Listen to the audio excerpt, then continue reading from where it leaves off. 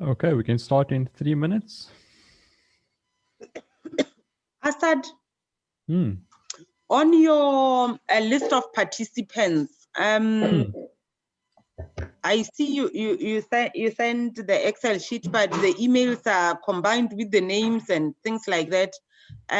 When you are going to send to us with the report, please send all the details. Like, it can still be on an Excel sheet, so you have a name and surname, email address, contact number, province, whether they're male or not male or female. I don't know if you have that demographic.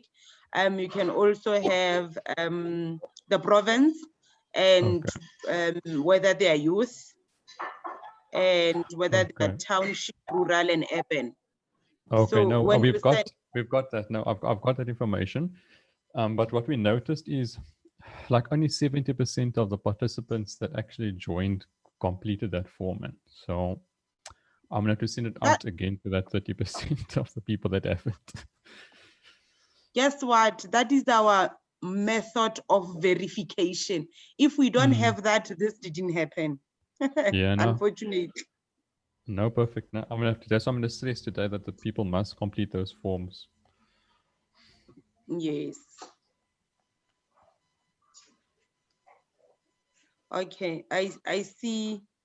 On 3 September had 321 people participated, meaning they came on to the session. Okay. Oh, that was a good turnout. It is a good from turnout. 356. You know what is a good turnout? I believe is because it was advertised on LinkedIn, man. LinkedIn is By the people SEDA. at by SEDA, and now what's happened on these ones here, they haven't been advertised on LinkedIn. Okay, I'm writing to Boy now and say I'm writing WhatsApp to him. Boy Ndala. If you can advertise it on LinkedIn, it would be good. Okay, please advertise the art of pitching on LinkedIn as well. I made a small bit.ly link called Art of Pitching for the portal, so that people can see what they can actually get if they go into this webinar. I don't mind sharing that also with him. Do you want his number? If you can give me his email address, or you can just maybe privately message his email address if you Okay, you have, okay, so it's Bindala. It's Bindala. B-I-N? So it's B-I-N? No, B-N-D-A-L-A. B-N-D-I-A. Okay. Ndala. N-D-A-L-A. L-A-O. At SEDA. .org.za. Okay, I will email him. I'll just email him that link. Okay. Perfect. I'm going to try and move around. I was here for charging the laptop.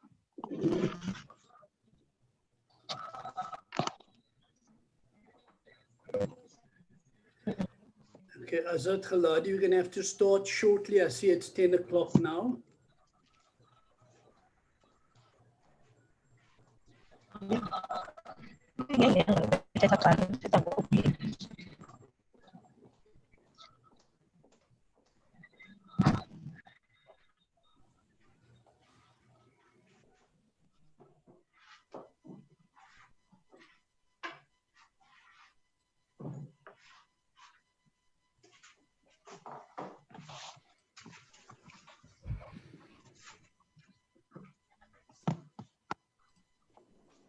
Okay, perfect.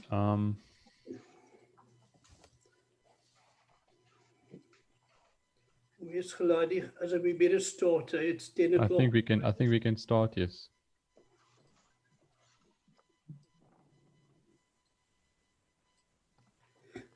Morning, Scalo.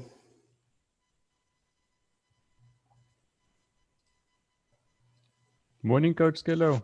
Good morning. Perfect. Your audio is working.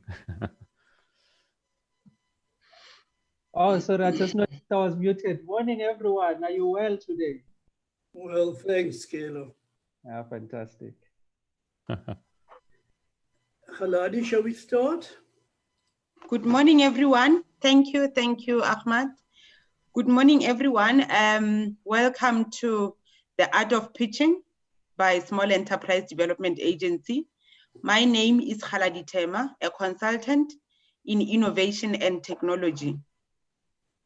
As some of you may be aware or not aware, Art of Pitching was once Pitch and Perfect, and would go around the country meeting the SMMEs and telling them about the program and how to better work your presentation for investors. So today we are here to say, come and learn as much as you can. Ahmad and the group, the team, Ulwazi, are here to facilitate Art of Pitching on our behalf.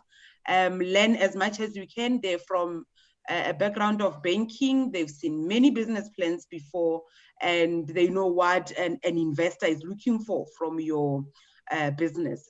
So I hope it's beneficial for you. I hope you will take the learnings and make them practical and make your businesses sustainable. So from SEDA, we welcome you. Enjoy this day and make sure that you learn as much as you can.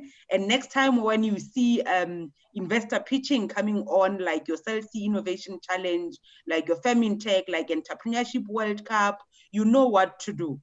Because digital or virtual things has made it very easier for anyone to pitch anywhere in the world.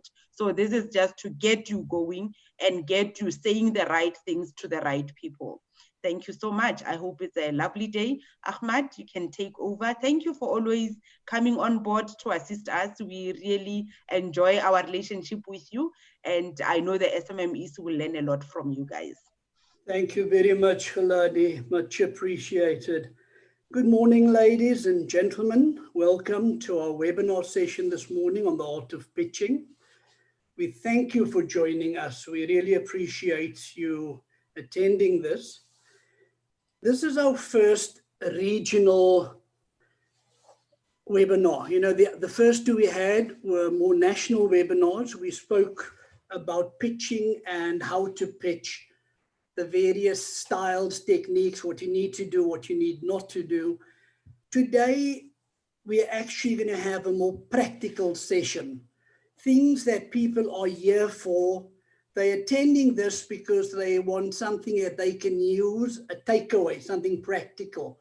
So we know that if you are pitching, you want something. You're pitching for a reason, and you're here for that reason to understand what is it you can get out of the session.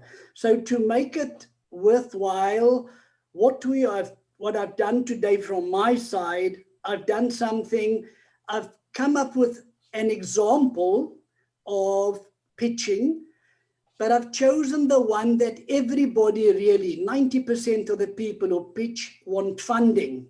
So I've made it this practical side, pitching for funding. So I'm going to get right to it. You know, if we start, let me just see what, Azad, I need to get onto the, to share the screen, Azad. I can't do that. Sorry, my apologies. That's Okay. me. Happy to see. Right. Oh. Okay, perfect. It should allow you. Thanks. Let me try now. Okay, thank you very much. Got it. Perfect.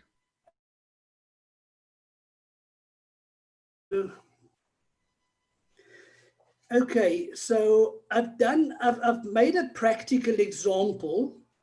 You know, this is the art of pitching. I've given us a practical example of a pitch slide deck. You know, when I do training, often the first tea break we get, we have people interacting with us, their first opportunity to interact one-on-one. And normally the first question after good morning would be, am I getting a template? Are we getting a template? You know, I always think to myself, clearly you're not going to listen to me. You're just waiting for the template. So what we're going to do now, I've drawn up something which is an example to serve as a template of some sort. Now, when you're pitching, so for those who listened last week, I said there are 3 questions you're going to ask when you're pitching to an audience, to your catchers. And that is, what is the reason for the pitching? Why? And how am I going to do it? Now, looking at the what is the concept that you're pitching, that you're trying to sell, either a business idea or a product or your business or your services, but the concept, you explain that first. What is it your business does? How do you work? And keep it very simple. The next thing we're looking at is the problem. What problem are you addressing? Why are you doing this? What is the need in the market? What's that market gap that you're addressing? Why are you solving the problem? What problem are you solving? What pain are you relieving? What gain is it you're trying to give them? So that's under problem, under the what. The third thing under the what is the size of the market and the potential traction that you can get. Now, you need to know, if you're in business already, what's the current size of your market, and then also what is the size of that target market, the potential size, so you can grow. What's the potential overall size? And then how are you going to reach them? You know, your distribution channel. You need to have evidence under market sizing where people are asking questions. What is the market excitement that you're trying to address? Is it a quality issue? Is it a delivery issue? Is it volume, pricing? Now that's all under the question what. The next question we're looking at is the why. Now we're looking at, you know, the opportunity there is.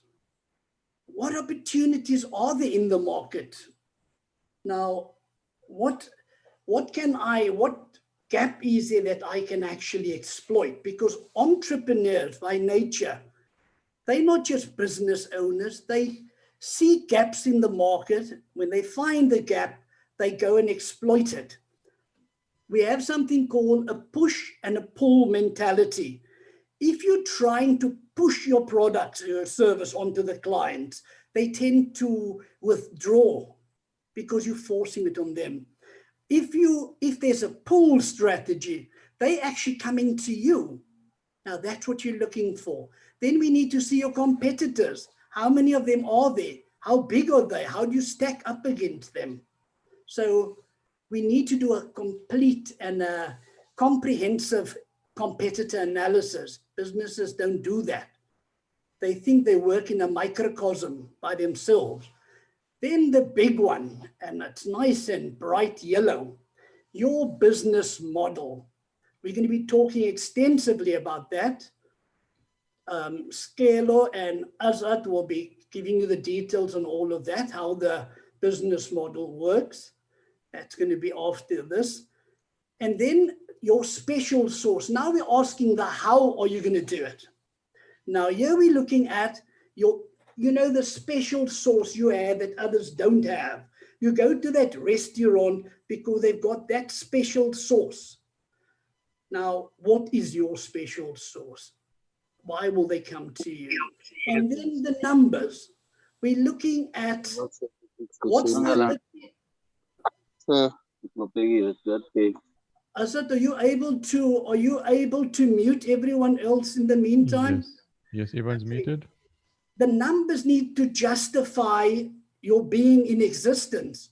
It needs to justify your potential to grow, even your sustainability.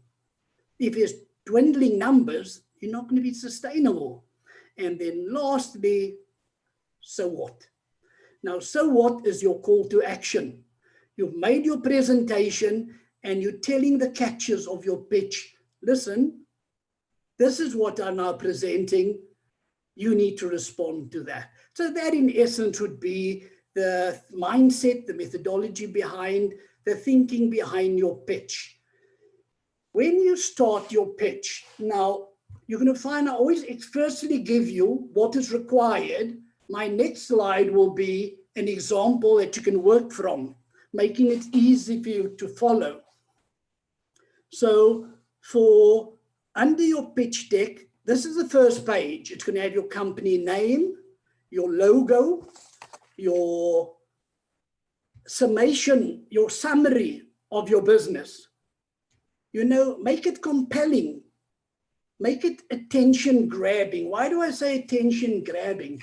If you don't have your audience that catches attention now, it becomes more difficult when you're trying to unpack the detail.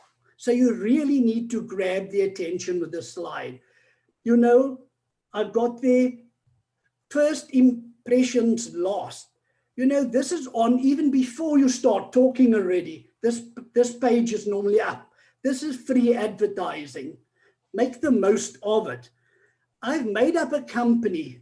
I just fabricated. I've made up a company.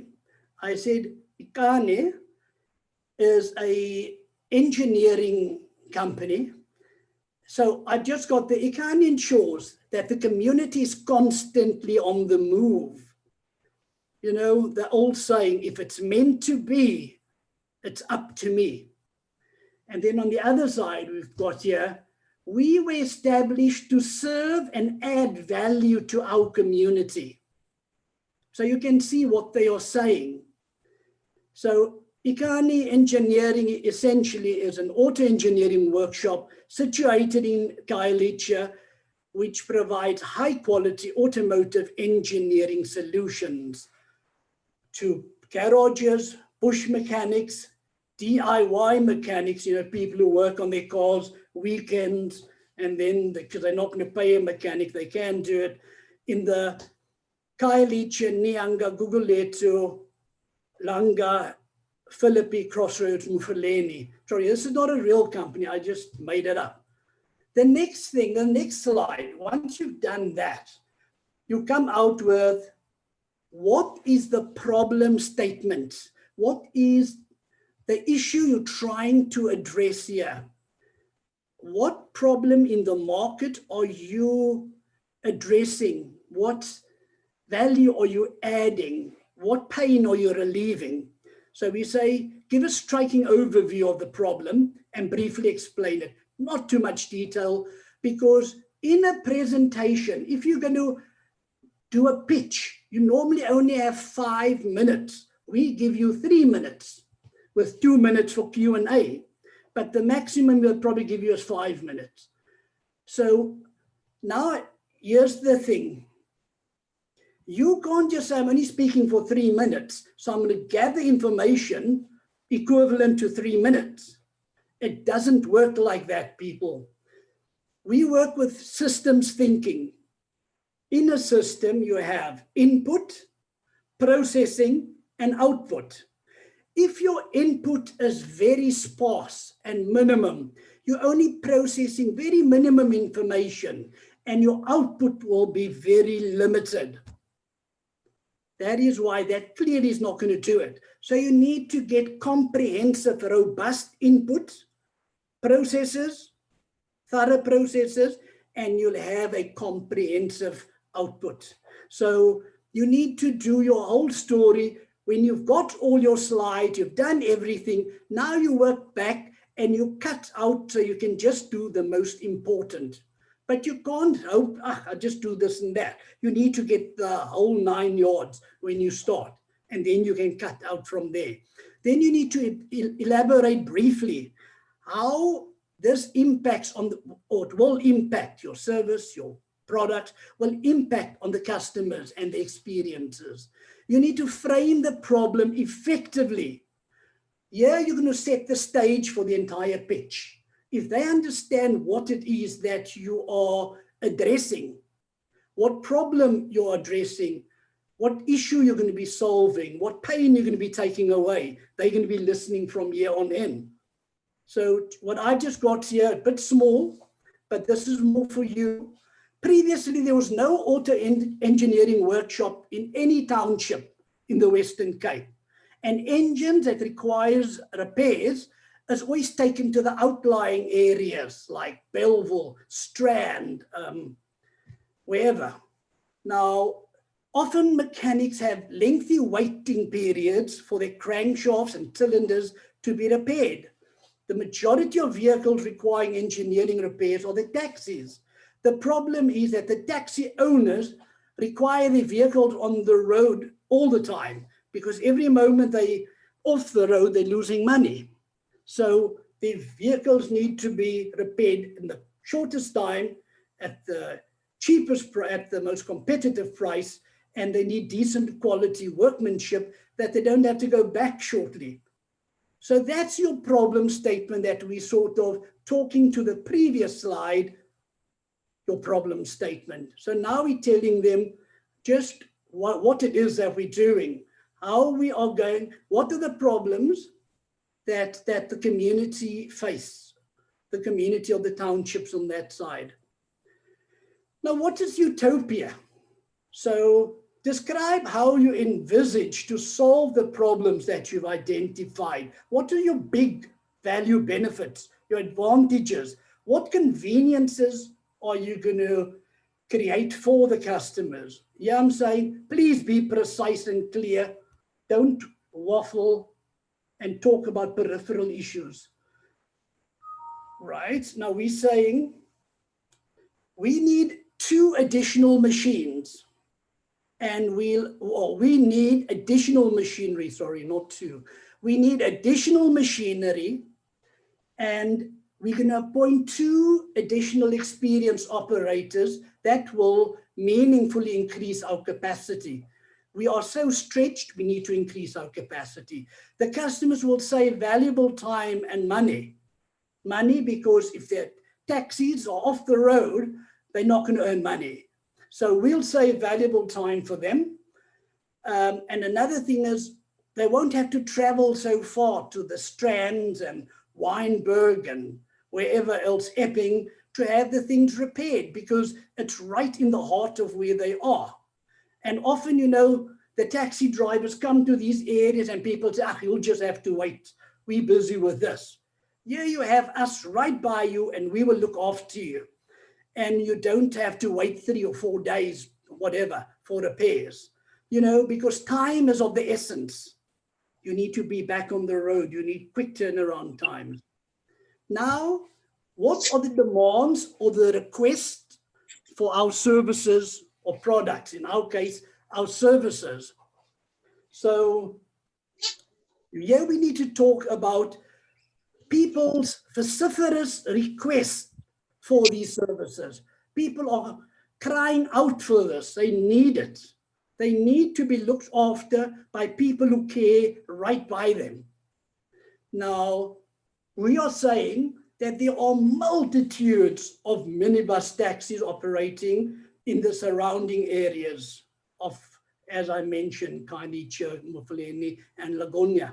Lagonia's Langa, Nyanga, Guguletu. The taxi owners do not generally drive their own taxis. They have drivers who drive for them. And often these drivers drive recklessly and irresponsibly. Why? It's not theirs. And they damage the engine. Now, the taxi owners, unfortunately, cannot afford for these things to be off the road because that's their income. Now, that's created this huge niche market. Another thing is, you can't just buy a new engine. It's extremely costly. Now, then we're looking at what are your service or product offerings. You need to now tell your catchers, the audience, what it is that you're offering by way of a product or a service. Now, here you must be enthusiastic and passionate about your service or your product. Because if you don't seem enthused and excited, if you're just going to talk about your product, it's not going to get people excited. You want to get your audience excited. So you'll say you're providing high quality vehicle engineering solutions, which is reconditioning cylinder heads, re-sleeving, line boring, reboarding and honing, servicing the service machining, like skimming the heads, crankshaft grinding, press fitting. So you're just telling people basically what it is that you're going to be doing. Now you need, this is the big slide. This is the slide you spend on a bit more time than the others. Yeah, you're going to, now why this is so important, you need to explain to people all these issues that later Scalo and Azad will be talking to you about. What is the problem you're solving and for whom are you solving the problem? How do you plan to create customer value? How are you going to generate your revenue? What are your key activities? How will your product get to your clients, your delivery channels? How will your business stay competitive? What are your distribution channels? What are your key resources? Who are your key partners? What is your striking your pricing structure? What are your major cost drivers? And how will you acquire business? So that is all on your business model. So yeah, this one you need to keep very succinct because you're talking to so many issues. So what I've done was, as a solution, I've just made it like this, like a mind map. So I don't need to read long things. I'll talk to each issue individually. I'll say my target market is the auto mechanical workshops, the garages in the surrounding areas. My secondary market would be the bush mechanics, you know, people who aren't properly qualified. He knows a bit about engine mechanics and he's just doing mechanical repairs, and then the DIY max, they're the secondary market. My key partners are these garage owners, bush mechanics, DIY mechanics, and the people who supply me with my consumables. All I'll need is whatever I would need to do my job. So then on my after key partners, customer relationships, I'll build strong customer relationships with everybody I deal with. And this will result in me not having to market because I don't have to market. There are so many taxis. I just need to have a good relationship with the garage owners. Then the distribution channels, the clients in the form of the garage owners will drop their engines by us. Alternatively, if they can't, in the exceptional cases, we'll go and collect it. Pricing, we're always just below the market average so that clients can feel they're getting a good deal. Then key resources is our engineering equipment, which is quite costly, and our skilled staff. We've got very specialized staff. Then strong value. Our value proposition is based on, you know, a value proposition can't just be people say good service. It's quick turnaround times, professional service, high quality, and competitive pricing, all lumped together as a value proposition, a strong value proposition, compelling value proposition to our clients. Then finally, our key activities is the auto engineering solutions. So what we are saying in essence here, people, is that I put everything on one slide and I talk to it. It goes quicker and people can follow it while I'm talking through it. Now our value proposition, I've spoken about it, but we need to explain, yeah, the value proposition is how am I going to solve the problems in this unique way? What's compelling about what I'm offering? What pains, how am I relieving their pains? How are they gaining value? How am I creating value for them? How am I solving their problems? That's all under my value proposition. And I just put it very simply. Our value proposition is to give our customers the combination of superlative services, high quality workmanship, competitive pricing, timeous delivery, and our robust relationships. You don't just come to us and like we cold and we build a relationship. We're friends with whoever we deal with. Then now here's a bit difficult. You see why I say just say a history of your company, just for people to appreciate where you come from. You need to give them a bit of an interlude into your company so they understand where you come from, what frustrations you've experienced along the way, and any significant developments. So that is what I just basically put under history.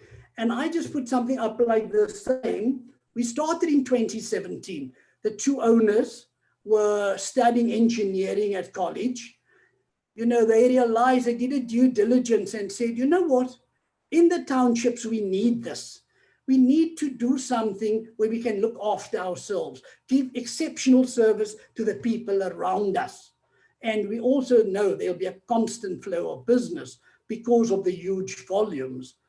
Unfortunately, we were limited due to not having our own money, you know, generational wealth that some of the other people have. So that was in 2017 when they started. 2018, volumes just kept growing. You know, when they started, the business owners they sort of used whatever money they could get, their own money, family money, friends who helped them. And they had the basic things they needed. When in a second year, the money they saved up, they bought additional equipment, etc. In the third year, crime became a problem and they had to move from where they were to another spot. This wasn't good because you had to pay more money, but it worked out that bigger space. They got more customers because it was safer and they grew. They actually grew a lot as a result of the move. Then in 2020, they've now grown to such an extent. They've been operating on what we call bootstrapping. Bootstrapping is if you work with your own money. They're operating on bootstrapping, but now they need money. They need additional machinery. They need additional staff. And now is the time they're really going to need money. Staff's working on Sundays as well. Sorry, I just concocted all of this as I was going along. Now timing. You know, what the catcher wants to know, especially if he's a funder or if they're funders, you know, why are you coming to us now? What is so important about timing? Why can't you wait until next year? So you need to explain to them why timing is now that you need the money.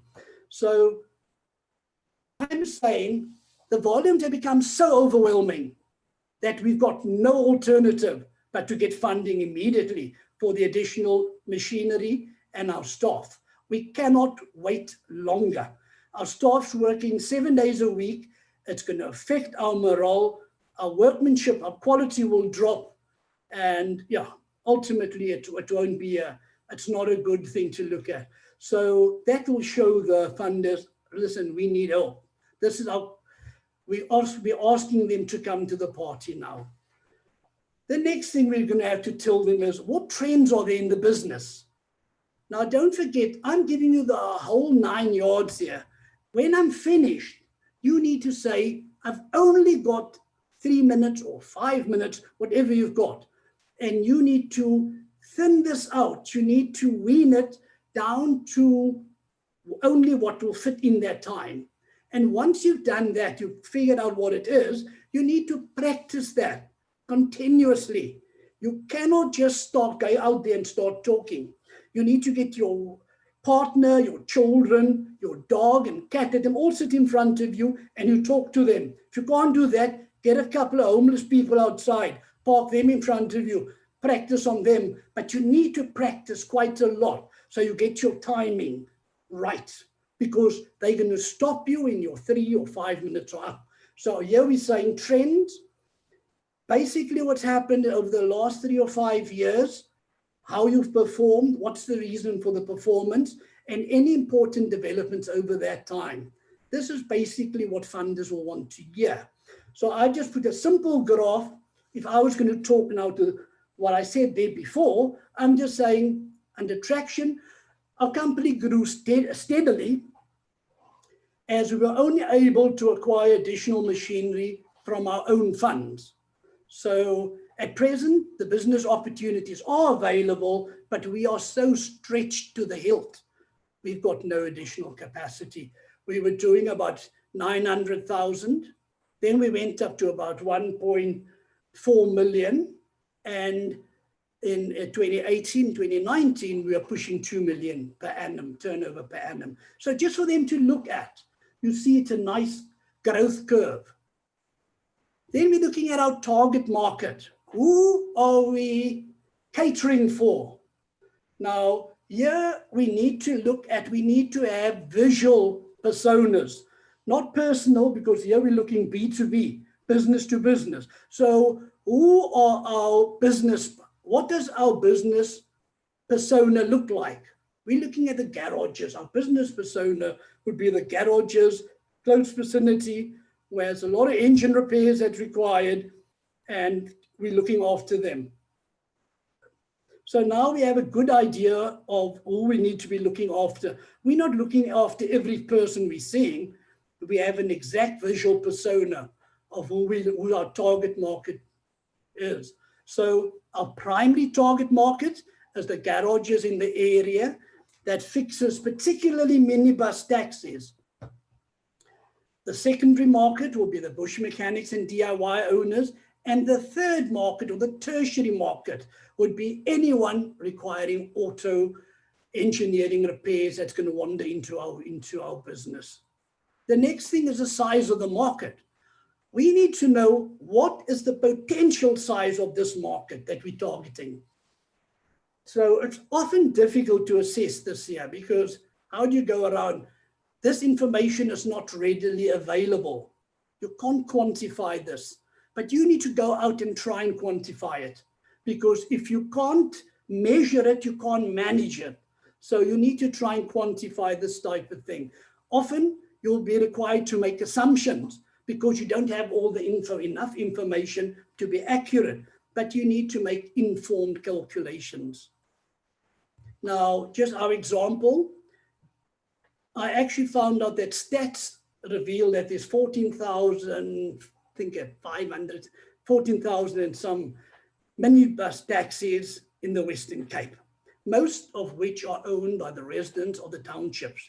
Now, the TAM, the total available market, would be the 14,000 taxi, although all is not there, plus the huge population that has cars there. So I've made it, let's be conservative and say 20,000 customers. Our SOM, our serviceable, obtainable market that we can obtain, will be about at least 10,000 customers. And our SAM, our serviceable available market, should be around about 15, roughly. So this is just to give your catcher, your audience, an idea of what your potential is. Then we need to look at the competitive landscape. You know, the competition around us, what's going on in the area. Broadly describe your competition, your competitive landscape where you're operating. So we're saying, you know, there are generally barriers to entry are high. To get all these specialized equipment, it's costly. So you won't have people just entering the market and starting this, because the high cost to entry and the specialized skills and knowledge to do it. So that is why you'll find that there won't be so many people entering this market. Your real competitors are the people on the periphery, on the outskirts. So your competitive advantages, what is your competitive advantage, what factors or attributes enable you to outperform your competitors? We're saying our major competitive advantage is that we sort of have monopoly in the immediate area, because we're the only auto engineering workshop. Secondly, we have very good relationships with the garages and DIY mechanics and bush mechanics. We always give them top draw quality workmanship. Our pricing is just below the normal, it's competitive, and our turnaround times are quick. Then, expected increase in revenue. Once again, I use graphs. I don't have to explain it. You can look at it, and that picture will give you the cliched 1,000 words. So you can see 2018, we're doing that, 2019, we're doing that. And if we get this funding, we can be pushing 3 million, going to a 2.6, 2.7. They can see that by what I've shown. I didn't have to talk about that. Based on our normal growth would have been about 32%. But if we get funding, we can take it up to 56%. Expected increase in revenue. So, you know, just explain it to them once again. The reason for that, it's all the same. That's all our competitive, that's our, how we can potentially grow. Now I need to tell him about our human resources. Now, once again, we don't want to go a lot of words on the slide. We want pictures, but we also need to tell them about the business owners, the management, and something about the staff complement. So I'm saying our team is managed by the two owners, Tabo and Dando, and they're both highly qualified, holding diplomas in mechanical engineering. They're both passionate about business and highly competent. They have a very good work ethic and a good eye for detail. Then a bit about Tabo and a bit about Tando. Also, staff complement. The four of them all highly experienced with that aggregate industry experience of 32 years. They're extremely loyal, committed, and dedicated. Then I just give a organogram, or org chart, shows the owners, what the one does, workshop manager, admin manager, stand-in workshop manager. Then you got Sibongile, who's the supervisor, who looks after them. And if we get the money, looking at our legend, then we can actually add on the two of them. So that's our example that you'd use. Obviously, you're not going to use this one. This is where I'm telling you what it is that you need to be talking to, and this is what you're going to be saying in your presentation. Then just some admin information. People want to know that. That's all the admin information. You're not going to talk to that. Then your funding requirements. You're just ending off and saying, we require whatever, and the reason why, what we're going to use the money for, what amount you require, and over what term will you pay that. So you're saying either I want loan funding, equity funding, and things like if I want, or now you have something called blended finance. Grant, we know we don't pay back. You get it from government or from corporate, you don't pay that back. Loan funding, you pay back. Blended is a combination of grant funding and loan funding. So here's our explanation. This is what you'd say. We wish to apply for a loan for that amount to get all these machinery at the bottom. We'll repay it over 60 months, and we're hoping to get an interest rate of prime plus 3%. And that's what our calculations are based on. And then conclusion, you need to end up with a compelling reasoning. So you explained everything to them, why you need the money, and you'll say, if we're successful in acquiring the funding, we'll be able to increase our revenue by a further 24%, which means you'll help us with growing our business. So besides sustaining our business, we'll be able to grow our business. You'll enable us to, this will enable us to have quicker turnaround times with additional machinery, additional staff. We can start finishing the jobs quicker and sooner. And obviously that's going to be in the interest of our client, our customers. And we can create additional employment opportunities. We know employment's a big issue. So we can create jobs. So that's it, people. You see what we have done here. We have now explained to people the reason why we should get the money. I've given you what funders expect, the questions they expect answered, and how to potentially answer. So you'd base it on my examples. The first one, just to tell you what they need, and secondly, how you potentially would have gone about satisfying their need.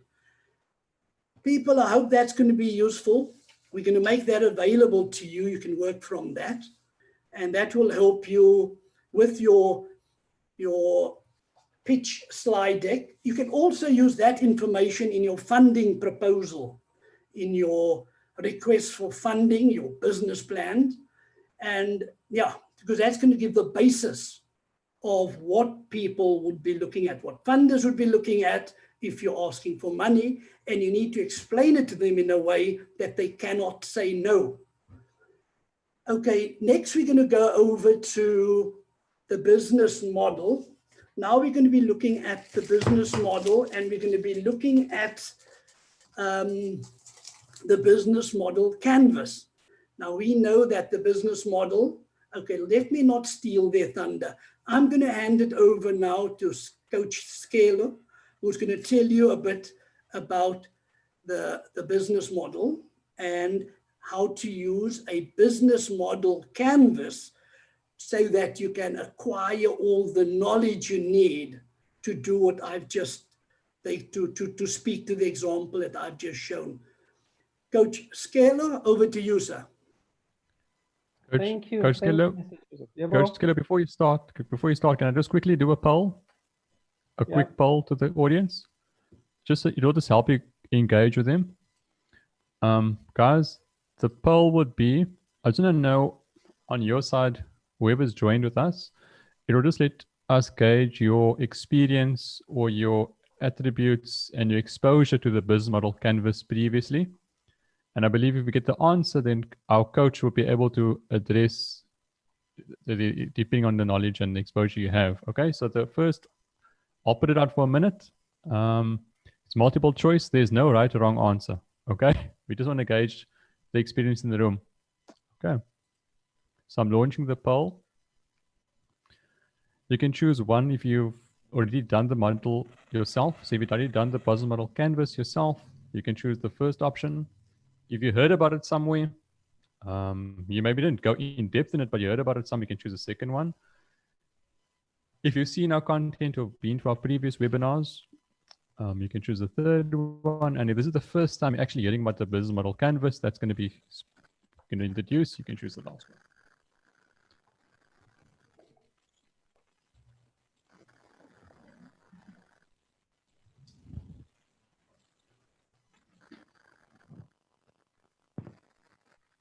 Wow. Coach Scaler, can you see the results? Very interesting. I see the results, Asad. Perfect. Perfect. Mr. Joseph, can you see the results? Yes, I do. Thank you very much. Okay, thank you. Perfect. I'll be sharing it soon.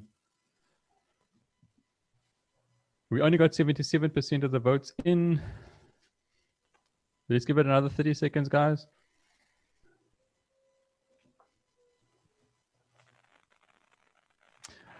Okay, so I'm going to share the results. I'm going to end the poll. It seems like most of the majority of the people, almost 80%, this is the first time they're actually hearing about the business model canvas. So those are the results. So Coach, you're in a good position to explain for the first time to the guys what's a business model canvas, the dynamics of a business model canvas, and I think, yeah, a basic overview. Just a reminder, because this is a more practical session, and if it's the basics aren't explained or you miss something, you're welcome to go on the portal. We'll be putting the portal on the chat box. I'm not sure this will also help if you could maybe give what's the age of the business. I'll just give 1 more minute on what is the age of the business and what's the age of your business, and maybe Coach and myself can then also make it a bit more special or specialized to the room. There's no right or right answer again. It just relates to where you're at in your business. Okay, I'm going to launch the poll. If you could just give an idea of where you're at in your business. Has it started? Something that's new? If you're over 5 years,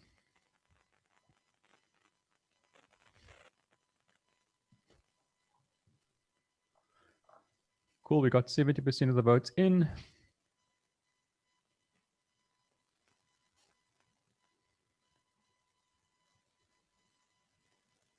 Okay, I think we got a good idea. There's a mix, so there's nothing like majority. It's a good mix in the room. It's good. So coach, yes, there's a good mix. So we got a good mix of entrepreneurs in the room. So yeah, I think with those results, you can then start on your business model canvas. Absolutely, absolutely. Perfect. Good morning, everybody. I hope everybody is doing well today. It's such an honor to be doing this kind of work. I've been looking forward to it. It's always an honor when you talk to entrepreneurs, you know. I mean, entrepreneurs are solution makers, so we always need to be talking to solution makers. I hope I'm audible to everybody. I hope everybody can hear me. And I hope you guys have been keeping safe and healthy. COVID-19 is out there and it's real. I just found that it's also shrinking all my clothes. I can't fit into anything that's in my wardrobe anymore because of COVID-19. But I'm here. Let's do the work. Let's get it done. I first want to just say, before we even get to the model canvas, as the title goes of this workshop, we said it's the art of pitching. And I want to just give a little distinction between a science and an art. The science has a formula and a structure and a very rigid kind of a way that things must be done. We want to talk to you about the art of it. We want to talk to you, and they are complementary, by the way. They are not contradictory at all. But we want to talk about the implementation of that structure. The model canvas will give you a structure, but once you are starting to pitch, we want you to be flexible with how you pitch. We want you to be able to read your customer, read your investors rather. We want you to be able to follow what your notes are, but not follow them as if you are at school, as if you are answering questions for marks. We want you to be flexible in understanding your own information. With me saying that, I'm trying to say, once we get into the model canvas, let it talk to you first. You must understand it. Mr. Joseph just spoke about practice. Practice is going to be very, very important. You must practice it as much as you can.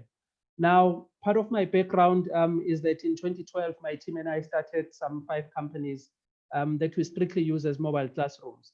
So we use them to teach, we use them as examples. If you say you want us to coach you, we put you in an existing company so that we see how you can do things in a very practical sense.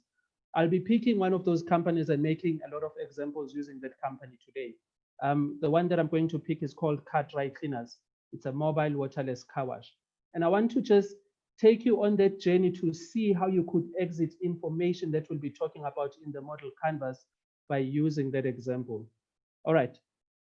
I want to share my screen so that we can look at the model canvas. Can everybody see my screen? Are we good to go? Azad, can you see my screen? Perfect. It's there. It's there. Fantastic stuff. Now, first of all, I want to just say, according to the numbers that we saw on the poll, I can see that a lot of people say they hadn't really dealt with the model canvas before, and some of you have touched it. Let me just say, it is not supposed to be this mystified thing that is so difficult to do. In fact, in my humble opinion, I think it's a better way of looking at even a business plan. It's a precursor to a business plan. Before you even start to make all the projections, and this will allow you to just lay down your idea in 9 key points. Once you've laid them down, you can start testing them out. You know that business is about testing all your theories and your scenarios. You know that you need to get out there, be in front of somebody, start to do the actual practical work in an actual sense to really produce results. Then from those results, you can start to grow your business. So the 9 key parts is what we'll be giving you today. And again, it may seem like repetition for those of you who've seen it before, but trust me, it always helps to keep going back to this thing. Keep updating your own model canvas if you already have one. For those of you who are seeing it for the first time, this is what it more or less, the structure more or less looks like. And I know that some of the questions that we get sometimes is, but where do I start? Which one do I start with out of the 9? We usually like to start with the customer segment. If you look right at the end there, not at the beginning where it says key partners, but if you look from your right, it says customer segments. And I want to explain a little bit why it's so important to start with customer segments. I know that there's a mentality that says I must create a product, then I must go out there and find customers for it. I'd like to just tweak that and change your mentality and your mindset there a little bit. I know that it's not a very popular thing that I'm saying, but have you thought about finding the customer first and then building a solution to make sure that the solution really fits the customer? We can hear you, Baba. Asad, can you please mute somewhere? Do you have a question, Baba? Assad, can you mute the people that are not asking questions while we continue? Hi, Azad. I think we can carry on, Scale. Yeah. All right, so I want to just start with the customer segment. I want you to look at that part that says customer segments. And those are the key questions that you would be asking yourself. Who are you making this thing for in the first place? And I am saying to you, yes, the usual mentality from what we've learned about business, that you will build this product, make sure that it looks nice so that it can attract the customer. But do you know how many businesses have become irrelevant out there because they do not have a problem that they are solving?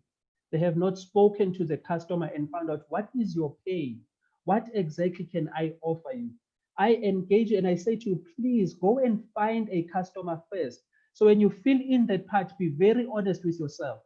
Are you playing within a niche market? Are you playing within a mass market? You must be able to ask yourself some of these questions because it will help you greatly in how you position your whole business. You must make sure that there's a real need that you're actually answering. There's a real problem that you are solving for. If there isn't that, then your business quickly becomes irrelevant. We know that customers change. We know that seasons change. We know that business gets updated a lot. So it is important to always check, what is my customer segment? Who am I making this product for? Will it have warm hands to receive it once I release it out there? You know, that is very, very key and important. And again, that concept of pain and gain.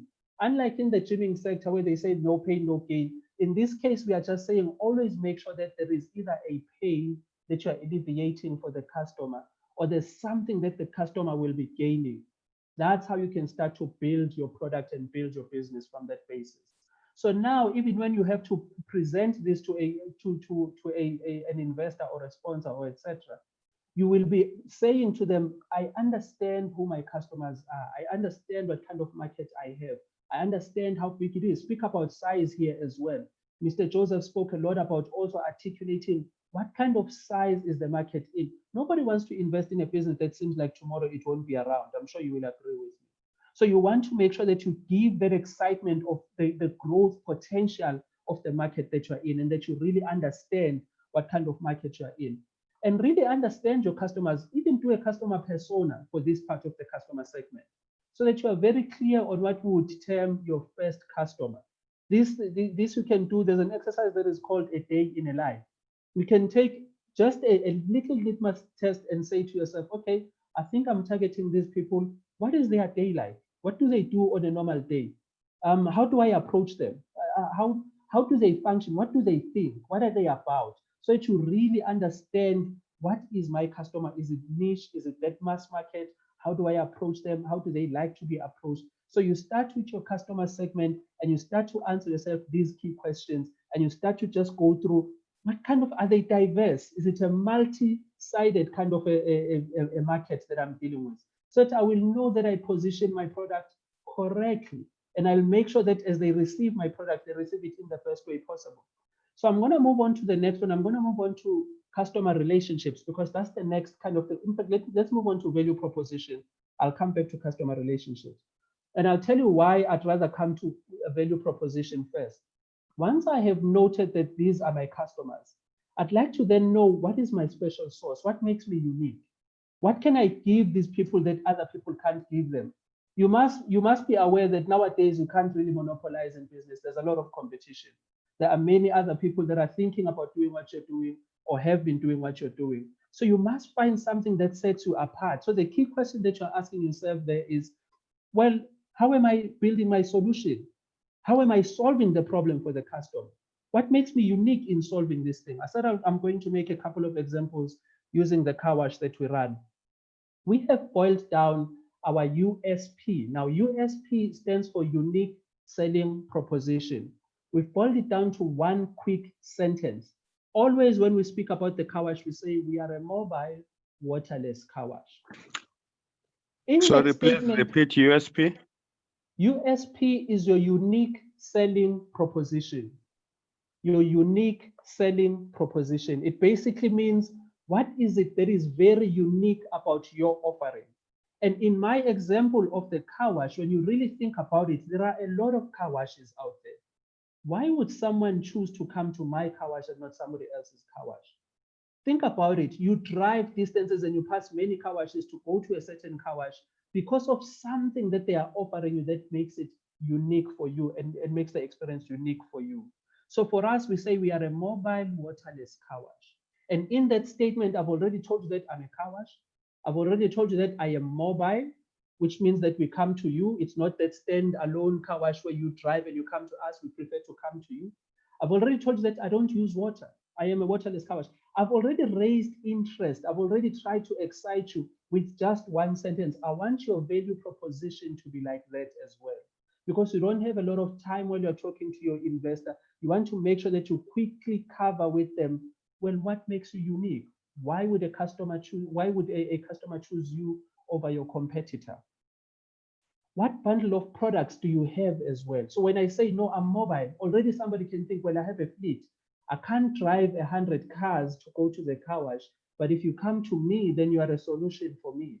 So that's why you must have it as narrowed down as humanly possible, but you must be able to say, are you innovative while you're doing this? What makes you different? Why choose you and not somebody else? What is it in your value that you are offering that makes you stand out? Essentially, that's what you're talking about. Now, when you do your research, you will find that most value propositions fall in one of two categories. Either you have quantitative value proposition or you have qualitative value proposition. Quantitative just basically means if you could think of someone like ShopRite, they are thinking more about making it cheaper for you. But qualitative, think more of your Woolworths. They are thinking about the customer experience. I'd rather charge you a little bit more because I want to give you that experience. Position yourself as well and be very clear which side you fall on. You'll find that most companies do try to strike a balance between the two, but try to see where does your company really fall into. Asad, I hope you are checking the chats for me. I'm unable to check the chats for now. If there are any questions, I'm more than happy to answer those questions. But we also encourage you guys to go to our portal, ask your questions there. We have a sitting where we just go through all the questions and we try to answer as many as we can. Perfect, Coach Skello. I am keeping touch with the questions in the chat box, please. We're on YouTube also, so if you're on YouTube, you're welcome to put your questions on the YouTube. Fantastic and stuff. On the chat box. I am watching the chat box, guys. That was my alarm. Apparently my time is supposed to be up. All right, but I still want to just go through this with you guys. Again, I want you to think of that statement, pain and gain. Your value proposition must be very clear on what pain you are alleviating for the customer, or what gain does the customer get from your product. If there isn't those two, then you run a serious risk, which is what we've seen with a lot of businesses through the years, where someone builds a product, then they spend so much energy trying to fit a customer into the solution that they have. Isn't it better to first find the customer, then create value for them? Because that way, then you'll make sure that you always have business. You understand what I'm trying to say? Now, let's move on to the next one, and I want to move on to channels. Remember that all these things, as you are seeing them even in your screen right now, they are interlinked. All these facets of the model canvas, all 9 of them are interlinked. They all speak about the same thing. So when you are presenting, you don't have to necessarily just, okay, I'm speaking about customer segments now. Okay, I'm done. Now I'm speaking about value proposition. You can always blend it in and make it into a conversation. Once I have articulated to my investor that I understand my market, this is the market that I'm functioning in. I'm targeting a niche market. These are people who want to save water. Yes, I run a car wash, but they want to save water. This is my value proposition. I'm a mobile waterless car wash. I want to also speak a little bit about how do I get some of my customers. We said you must always make sure that the investor is excited. You must give that enthusiasm. They must want to and look forward to sponsoring your business and be part of your business. They must feel like if they were not with your business, they are missing out on something. So now you must show them the channels of how you intend to grow. How do you intend to contact these customers? How do you get hold of them? Where do they congregate is the one main question that can sum up all the questions that you're looking at on channels. We are saying through which channels do you find them? So where do they congregate? If you find that they congregate on Facebook, then go on to Facebook. We learned some of these lessons the hard way with the car wash. We started and we built this beautiful website. And we found that no one really goes to the web to go and look for a car wash. Chances are you just go to the car wash that is nearby if you don't know a car wash that you already have built a personal relationship with. So I'm encouraging you to right from the start, understand your customer's mindset, understand from where, how they are thinking, from where they are coming from, where do they congregate, where do you find them? There are many ways to find your customers that you can start putting down for yourself or as part of your channels. Maybe you could be looking at trade shows, depending on your type of business. Maybe you could be looking at affiliates. Maybe you could be looking at mailing lists. Mailing lists are very powerful. Now we have a strong mailing list as well as the car wash, because once we've washed your car, we capture your information, and we want to be able to send you information in case maybe we have promotions, in case maybe we have some discounts or something that we are a campaign that we are running. So now we have a strong mailing list. Think about those things as well. Think about the channels that you want to use in order to get in touch with your customers. How will they reach you? How will you reach them? How do you get in contact with your customers? The channel part is very, very important because it really speaks about how you will generate your leads. It speaks about how you will convert your leads. Where will you find all these people? Where will you find all your customers to really move your business forward? And of course, we can move on then to customer relationships. I hope I'm not moving too fast for you guys, but again, if you have some questions, just make sure that you go to our portal. We are more than happy to answer all your questions. Please make sure that you filled in the register as well. It becomes even easier to get in contact with you. You must understand, when we speak to groups like this, we already know if I'm speaking to 50 people, you probably hear 50 different messages. A person hears the message according to where they are sitting. But once I'm one-on-one with you, if you leave me your information by registering, I can be able to answer you a little bit more direct, because now I can understand the circumstances of your own individual business. I'm sure you will agree there are many car washes, but they are not all the same, you know? Now let's move on to customer relationships. Again, these things are interlinked and connected. I've spoken about my market. I've spoken about what's the value that I give them. I've spoken about how I reach them, but what kind of relationships do I want to build with them? It could be a one-on-one relationship, a very personal relationship. It could be a group and a community kind of a relationship. So I must be clear at this stage, do I get to them as a group, as a collective? Is it something that is maybe automated services where you do for yourself? Because you can have that as well within your business.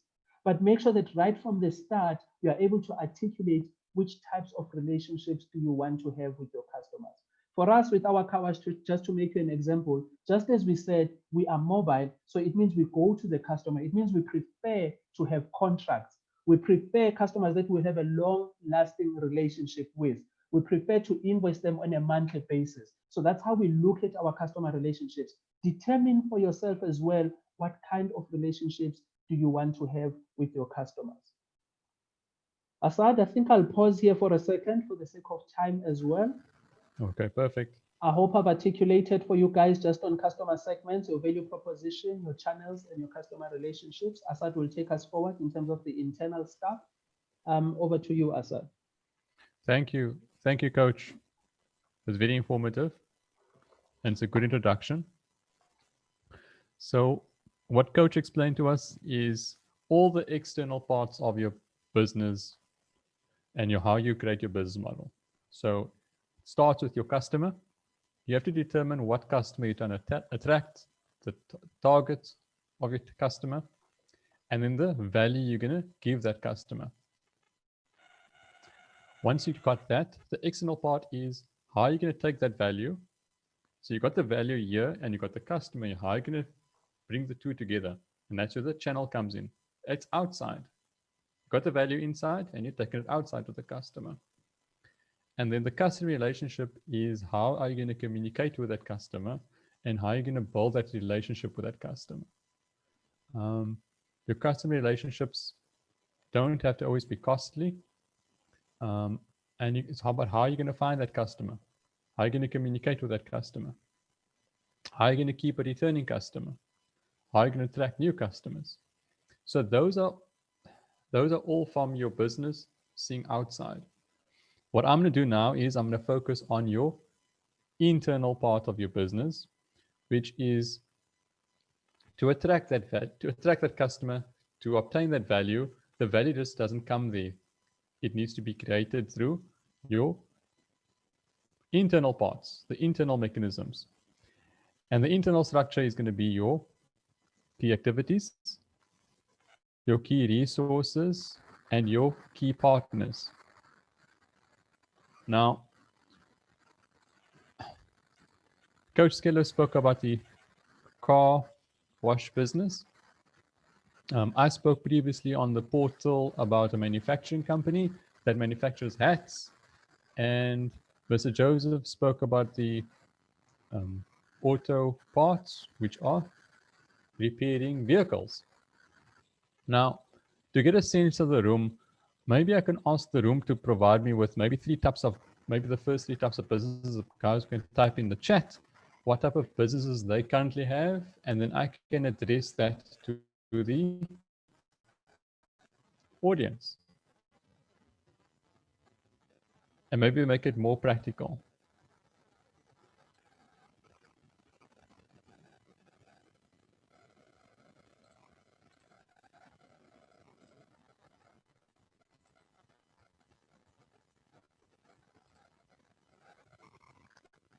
Okay, we have IT services, we got a decor business, we got a design and lifestyle products, and we got retail, and we got life coaching. So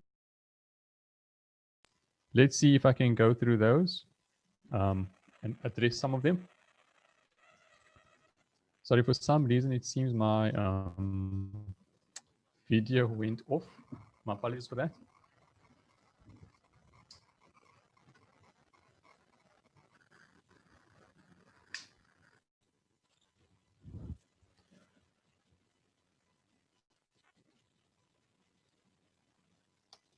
Okay. Let's see if my video can go on. For some reason, my video went off. I'm not sure if you guys can see me, but it's fine. Let's continue.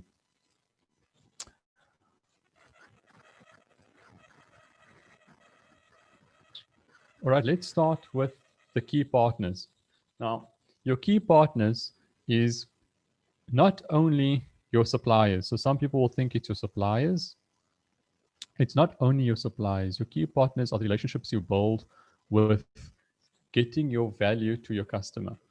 Now, a key partner, if you look at IT services, as an IT service, you're a service company. And as a service company, you will be installing maybe computers and installing programs on computers. And to do that, you're going to have certain programs you're going to recommend to clients.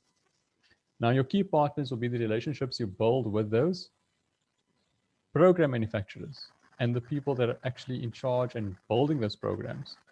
You're going to keep a close eye with the developments of what's happening in the IT program industry. So you're always keeping abreast with everything. And if you've got a good partner, they will then maybe give you freebies. They will also give you perhaps ways just be making the programs. Now, if you build a good relationship with a supplier, they might give you or allocate work to you or recommend work to you with the people that want their part of the program. That is one example. So you see the relationship is beyond just a buy and sell, but more relationship building and with a long-term view. In the decor business, if you think of the partnerships you can build partnerships with manufacturing companies that are manufacturing furniture. Or you can build a partnership and give design ideas to those manufacturers.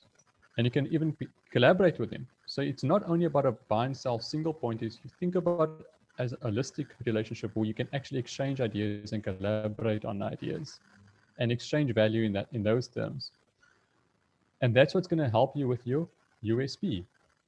Now think about it. If you're in the decor business, and I'm just reading it now. So as I'm speaking, I'm just reading about it now, and I'm thinking, as a decor business, you want to differentiate yourself apart from other decor designers. Now, if other decor designers are getting their products off the shelf, imagine you build a relationship with a custom manufacturer in terms of maybe a mirror or a particular type of furniture, and you build that relationship and you've got a unique product that you can provide to your clients. That'll set you apart. you'll be ahead of the curve in terms of the design, in terms of what's in fashion, in terms of what is wanted by the clients. And if a client gives you a special design or unique home, you then can be first to market in terms of having a good relationship and getting the product out there quicker than your competition.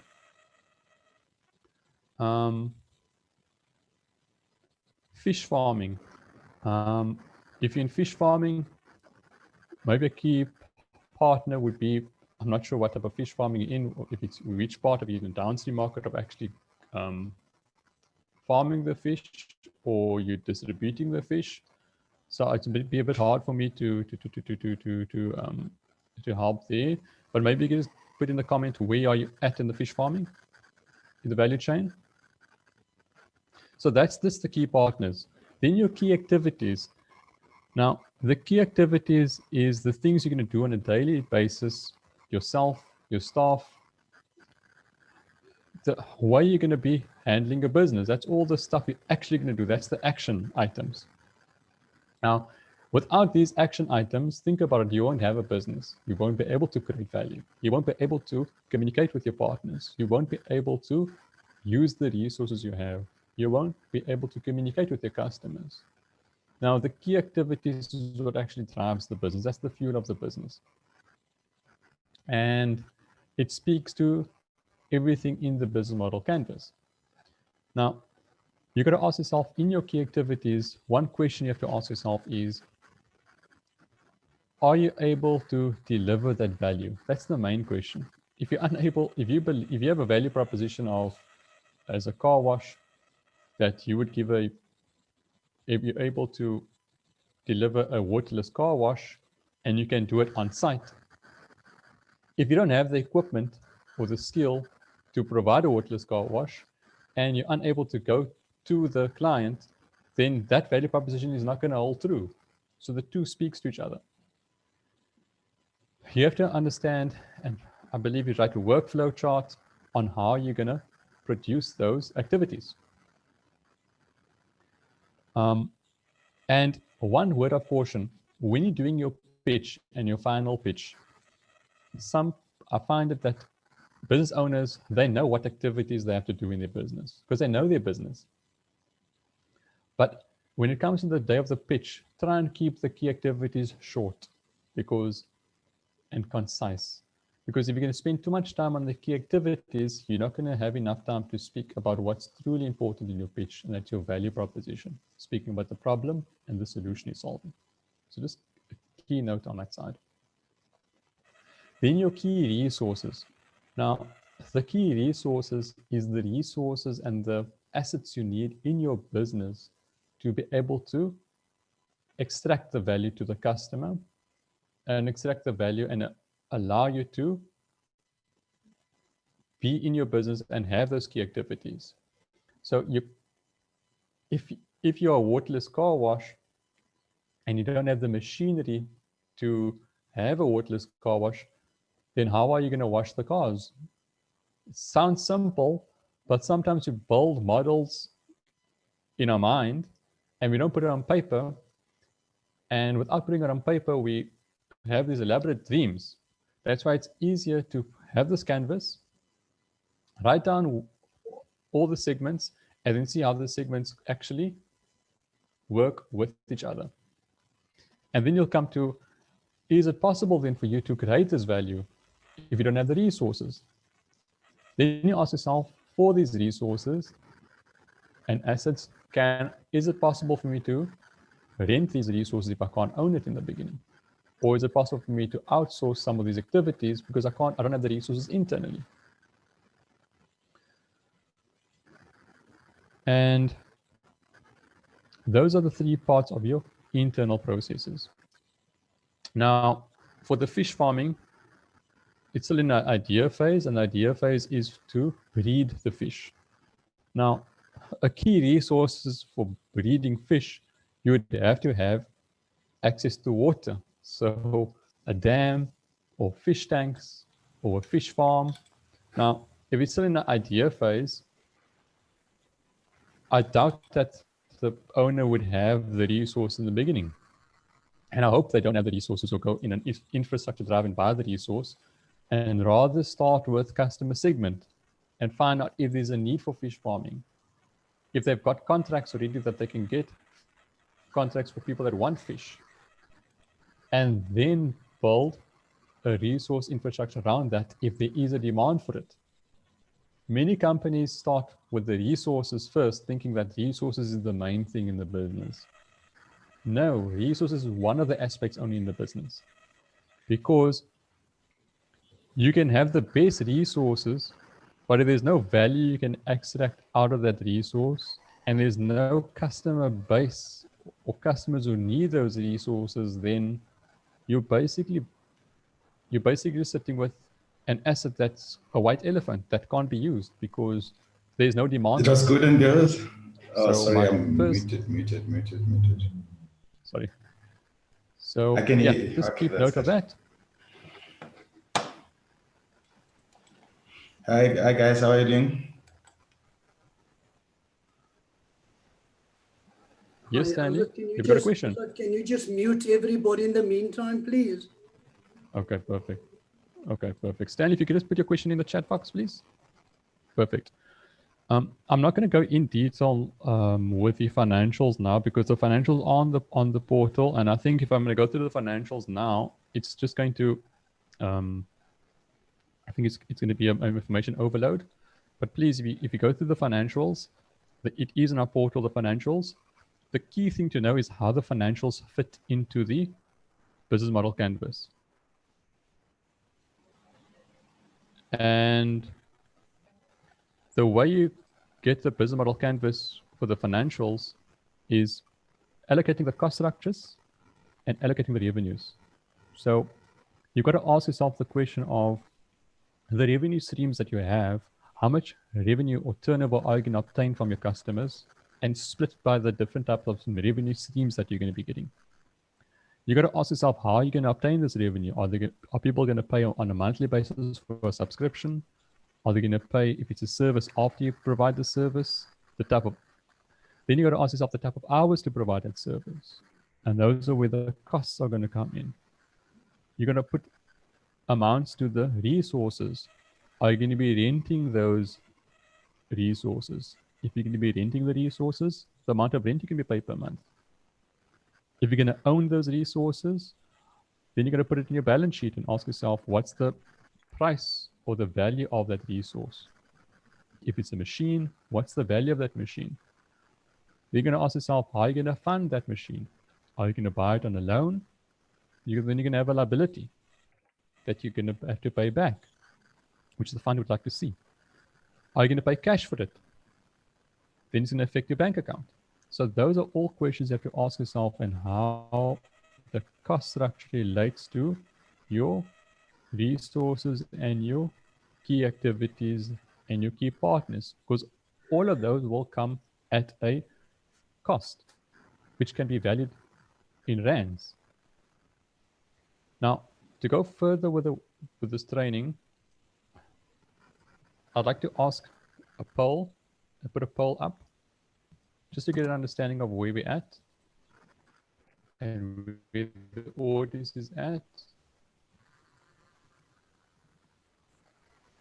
And this is a good question, because I can also give advice on where to get some of these aspects if you find it, if you're looking for more information. So the question I'm asking is, what should we focus on? And you can ask, there's no right or wrong answer. This is more for you to ask yourself where you're at and where you'd like to get help. So I'm going to launch the poll, and then we can address this going forward, and I can also guide you to videos out there that can take you to the answers you need. So I'm going to leave that up for 1 minute.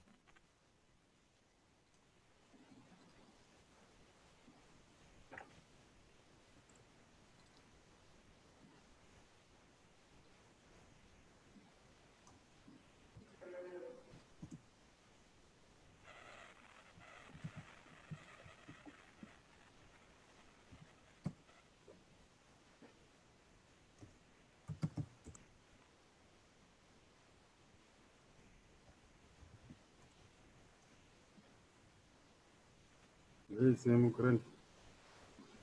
Algebra.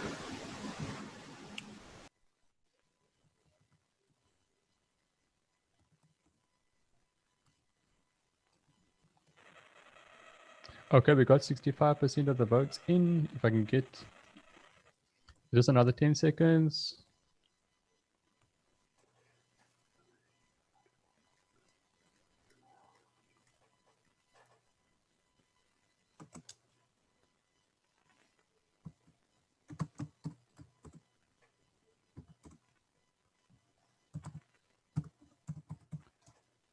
Okay, I'm going to end the poll.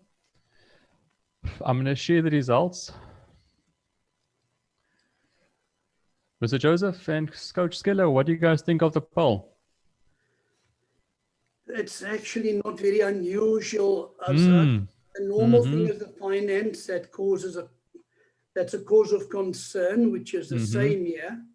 And yeah, the elements of the pitching, maybe you or Coach Skello can just, if you just want to talk at the end, just very briefly on the elements again. But let's take that at the end. We find out what the elements are that they need elaboration on. Hello? So let's actually do that. And Azad, please just make sure everybody is muted, man. I'm not sure how they're unmuting themselves, but it's actually detracting from the presentation. Yes. Guys, if I can just ask everyone to keep themselves on mute. I have muted everyone. I'm not sure how it's possible that they're unmuting themselves. If you do have a question, you are welcome to raise your hand and write in the chat box, and we will address it. I think going forward, look, I'm not going to give justice to this financials if you're going to go to it now. What I can do is I'm going to put out the portal, and I'm going to show the portal, and on the portal, I'm going to take you to where the financial parts and the financial aspects are.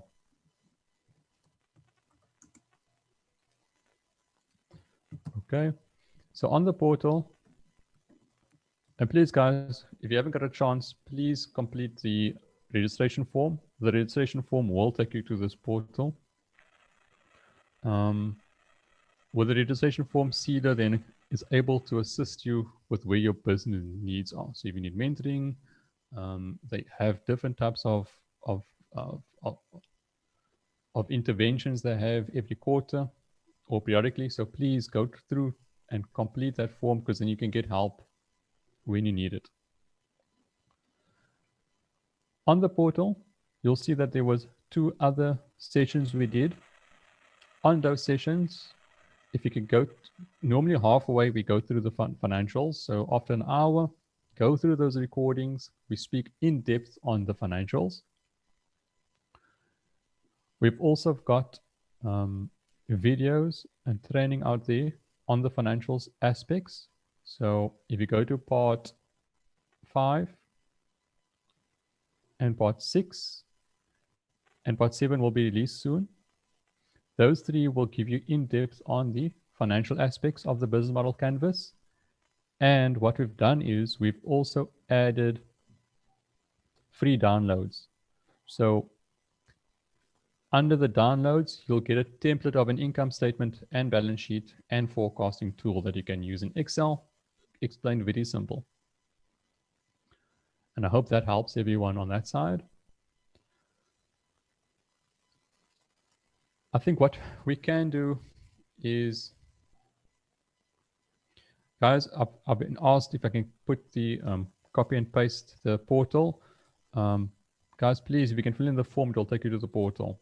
Once you've got the portal, you can copy and paste that in your browser or in your email, or just keep it safe. I'm not sure if I can go through the elements, because that was the second biggest thing, was the elements of a good pitch. I'm going to go through this 7 minutes. I'm going to take 7 minutes on this, but what I prefer is if Coach Skeller could also maybe be with me on this one, we could maybe do this together. Coach, if you could maybe unmute yourself, you can see my screen, and we can maybe just speak about the elements of a final pitch. All right. Okay, perfect. Mr. Joseph did speak about this. He gave us a good example of how a final pitch should look like and what you should speak about. what I'm going to do in this few minutes is I'm going to explain what the elements of a good pitch would be and what the panelists will look at. And I want you to take notes and ask questions after this so we can focus more in depth on how your business model looks and what might be of a little bit concern when doing your business model canvas and when you're pitching to investors, funders, or even to clients. So the first part is you got to ask yourself, you have to be natural. So you got to ask yourself, in your business, what motivated you to start your business? And how are you going to showcase that motivation you have and that passion you have for your business to the next person? You can maybe tell a story. So by telling a story, you can give an example of what motivated you to start this business, or give a story of someone you helped, or give a story of someone that has a problem that needs your help. So and you got to keep that thread through the whole pitch. Try and not make it only about information, but try and evoke some form of emotion. So you can, because emotion, we are emotional beings. People are driven by emotion. So showcase how you can visualize the future and paint that picture to the funder or to your client. Coach, I'm not sure if you want to add anything to that. I really like what you're saying there, Asad, with the emotion. I was about to just note for myself to say it a little later on. I wanted to just remind the guys that, oftentimes people may not remember what you said, but they'll remember how you made them feel.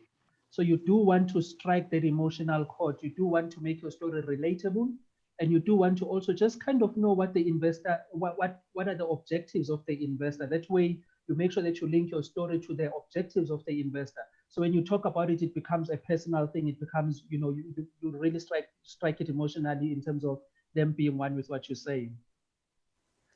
Thank you. One example I can give is when I was doing a pitch for a company who had an app for matching a business person who's looking for work and a business owner. We could show them the stats that there was 100,000 people on our database and we could reach these people via one SMS. But what struck a chord was we gave an example of the lives that were impacted of the people that didn't have to pay for this CV anymore, and they could just go on this app and this app would match them with jobs. So by giving the impact of how an example of a few examples of people that actually benefit from this app and how they were able to be a breadwinner in the family, that spoke more to the corporates than just the numbers we had.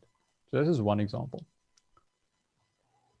Then you got to focus on your value proposition, your USP.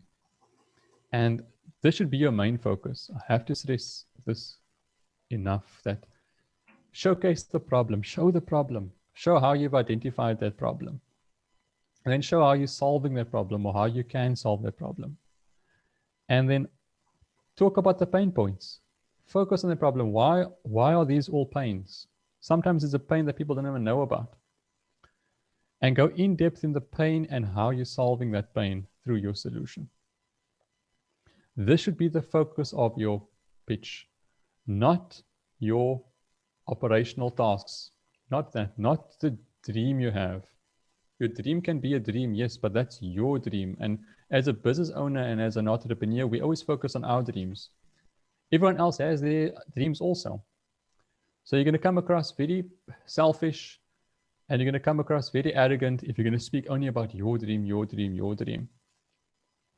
And you have to be genuine about this. Your approach on all through these elements has to be genuine. If you've identified a problem and you believe there is a solution to that problem you've identified, it will come natural. So speak according to that and not according to your internal business and your internal tasks only. Azad, Coach, if you can maybe add something. Hi, Azad, can I say something? Okay, right. I'm just going to put this back on screen. Okay, let me just quickly stop sharing. Just want to put the template back on screen just to answer the questions as quickly as I can on just talking more about the business model canvas. We need to firstly understand what the business model is. The business model really describes the rationale behind the thinking of the business owner or entrepreneur, how he or she will be creating value to their client, how they're going to deliver this value and capture this value for the end user, for the client. Now, to get to your business model, you basically will use the business model canvas. The business model canvas is just a strategic management tool. It's a visual one-pager where you're going to document either your existing business model, or you'd actually develop a new one, or just define an idea or concept. So it's got 9 building blocks. There's 3 on the right, which talks to the external elements, which is customer segments, customer relationships, and channels. Then you have your value proposition. What's in it for the client? How are you solving their pain? How are you solving their problem, relieving their pain, giving them a gain, help them gain something? On the left is the infrastructural building blocks. Those building blocks would be all about your key activities, your key resources that you require in your business, the key partners involved. And so that's 3 on the right, your external. In the middle is your value proposition. And on the left is your internal infrastructural. The internal and the external, as you can see, meet across your value proposition. You need to get both the value proposition is all about the client, what you're going to give them on the right. The internal, you need to have it efficient and effective so you can offer that value proposition via your distribution channels, etc., to your customer, to your end user, and give them and create and capture that value. And to underpin all of that, you're going to have your cost structure and your revenue streams, your financial aspects. Now, your cost structures will refer to every of the 7 above. The cost of your key partners, of maintaining that relationship. You can't have a one-on-one because that's going to be too costly. You'll need too much staff, too much time. So you might have to have different ways of interacting with them. Your key activities, what's the cost of those activities? The cost of your key resources, the cost of your value proposition. What's it cost you to deliver that value proposition? So that underpins all the above, your cost structure. You need to know that because you might be spending too much on any one of these building blocks. You need to be aware of that. Business is about money, about bottom line profit. So structure is where you go to your cost structure. Your cost you need to see is the fixed cost, is the variable cost. So that is why costing will relate to all the above. Then the result of your value proposition, firstly, your customer segments, that's your targeted market, and offering your value proposition to the targeted market, you're going to derive your revenue stream, or you might have more than one revenue stream. So your revenue streams will be a result of the value you can offer to your clients, the pains you're relieving, the problems you're solving. So in essence, people, what we're saying here, we put it all on one page visual tool, visual strategic tool that's going to guide your business so that you can focus on the key issues. You're not all over the show. You're focusing on each one individually. So now you know how each one works. You've got everyone packed down. Now you can actually interlink the various building blocks to efficiently define a business model. I hope that makes sense. Sorry, Ozzy, over to you. Perfect, thanks. Coach, you said something about there's 2 questions in the room. Maybe let's just go through the questions. Let's just ask. Maybe it'll motivate everyone else to also ask questions. Like we're going to have a session afterwards, but yeah, let's. Yes. Coach, yes. Ashira Singh, please ask your question. I saw your hand raised. Unmute yourself and you can ask your question. Yes, Ashira, you're welcome to unmute yourself. Okay. Okay, we get this request often. If all the slides and the material can be shared, as mentioned, all the material you have today is shared with you. So we've built a portal. I showed you the portal. All those items will be there. Even this recording will be on that portal. So it gives everyone access to it. To access it, please, you have to complete the form. It's a form that SEDA helps identify how they can help and how they can assist. If you do not and you have trouble with the form, you're welcome to email the Ulwazi group. Mr. Joseph did put the email address out there. Maybe you can put it out. He'll put it out again at the end, right? At the end, we'll put it out. So you can email if you have trouble filling the form. Okay. Anyone else with a question that relates to a business model plan or a business model canvas or like a business model that can maybe mode the definement on? We'll try and keep it, not giving you a special source.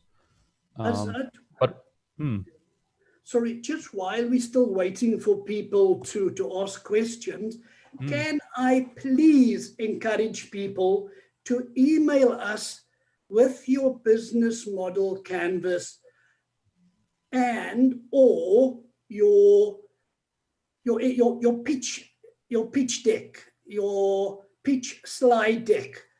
How are you going to go about it so we can look at it and guide you, direct you, give input on how it is that you can actually maybe firm it up or either insert, delete, amend, anything on. But while you've got us as a resource at your disposal, I implore you to use us and send us what you've got. And so we can actually add value. But I've had people sending me business profiles. We're not here to look at your business profile, people. We're here to assist you with your business model canvas.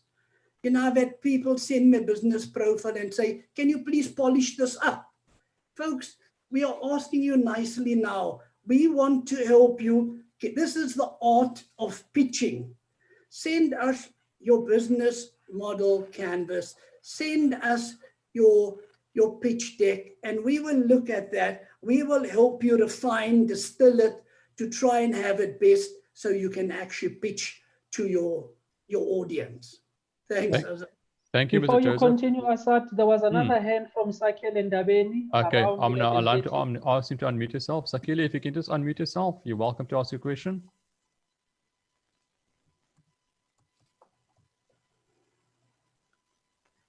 Yes, Akili, you're welcome to ask your question.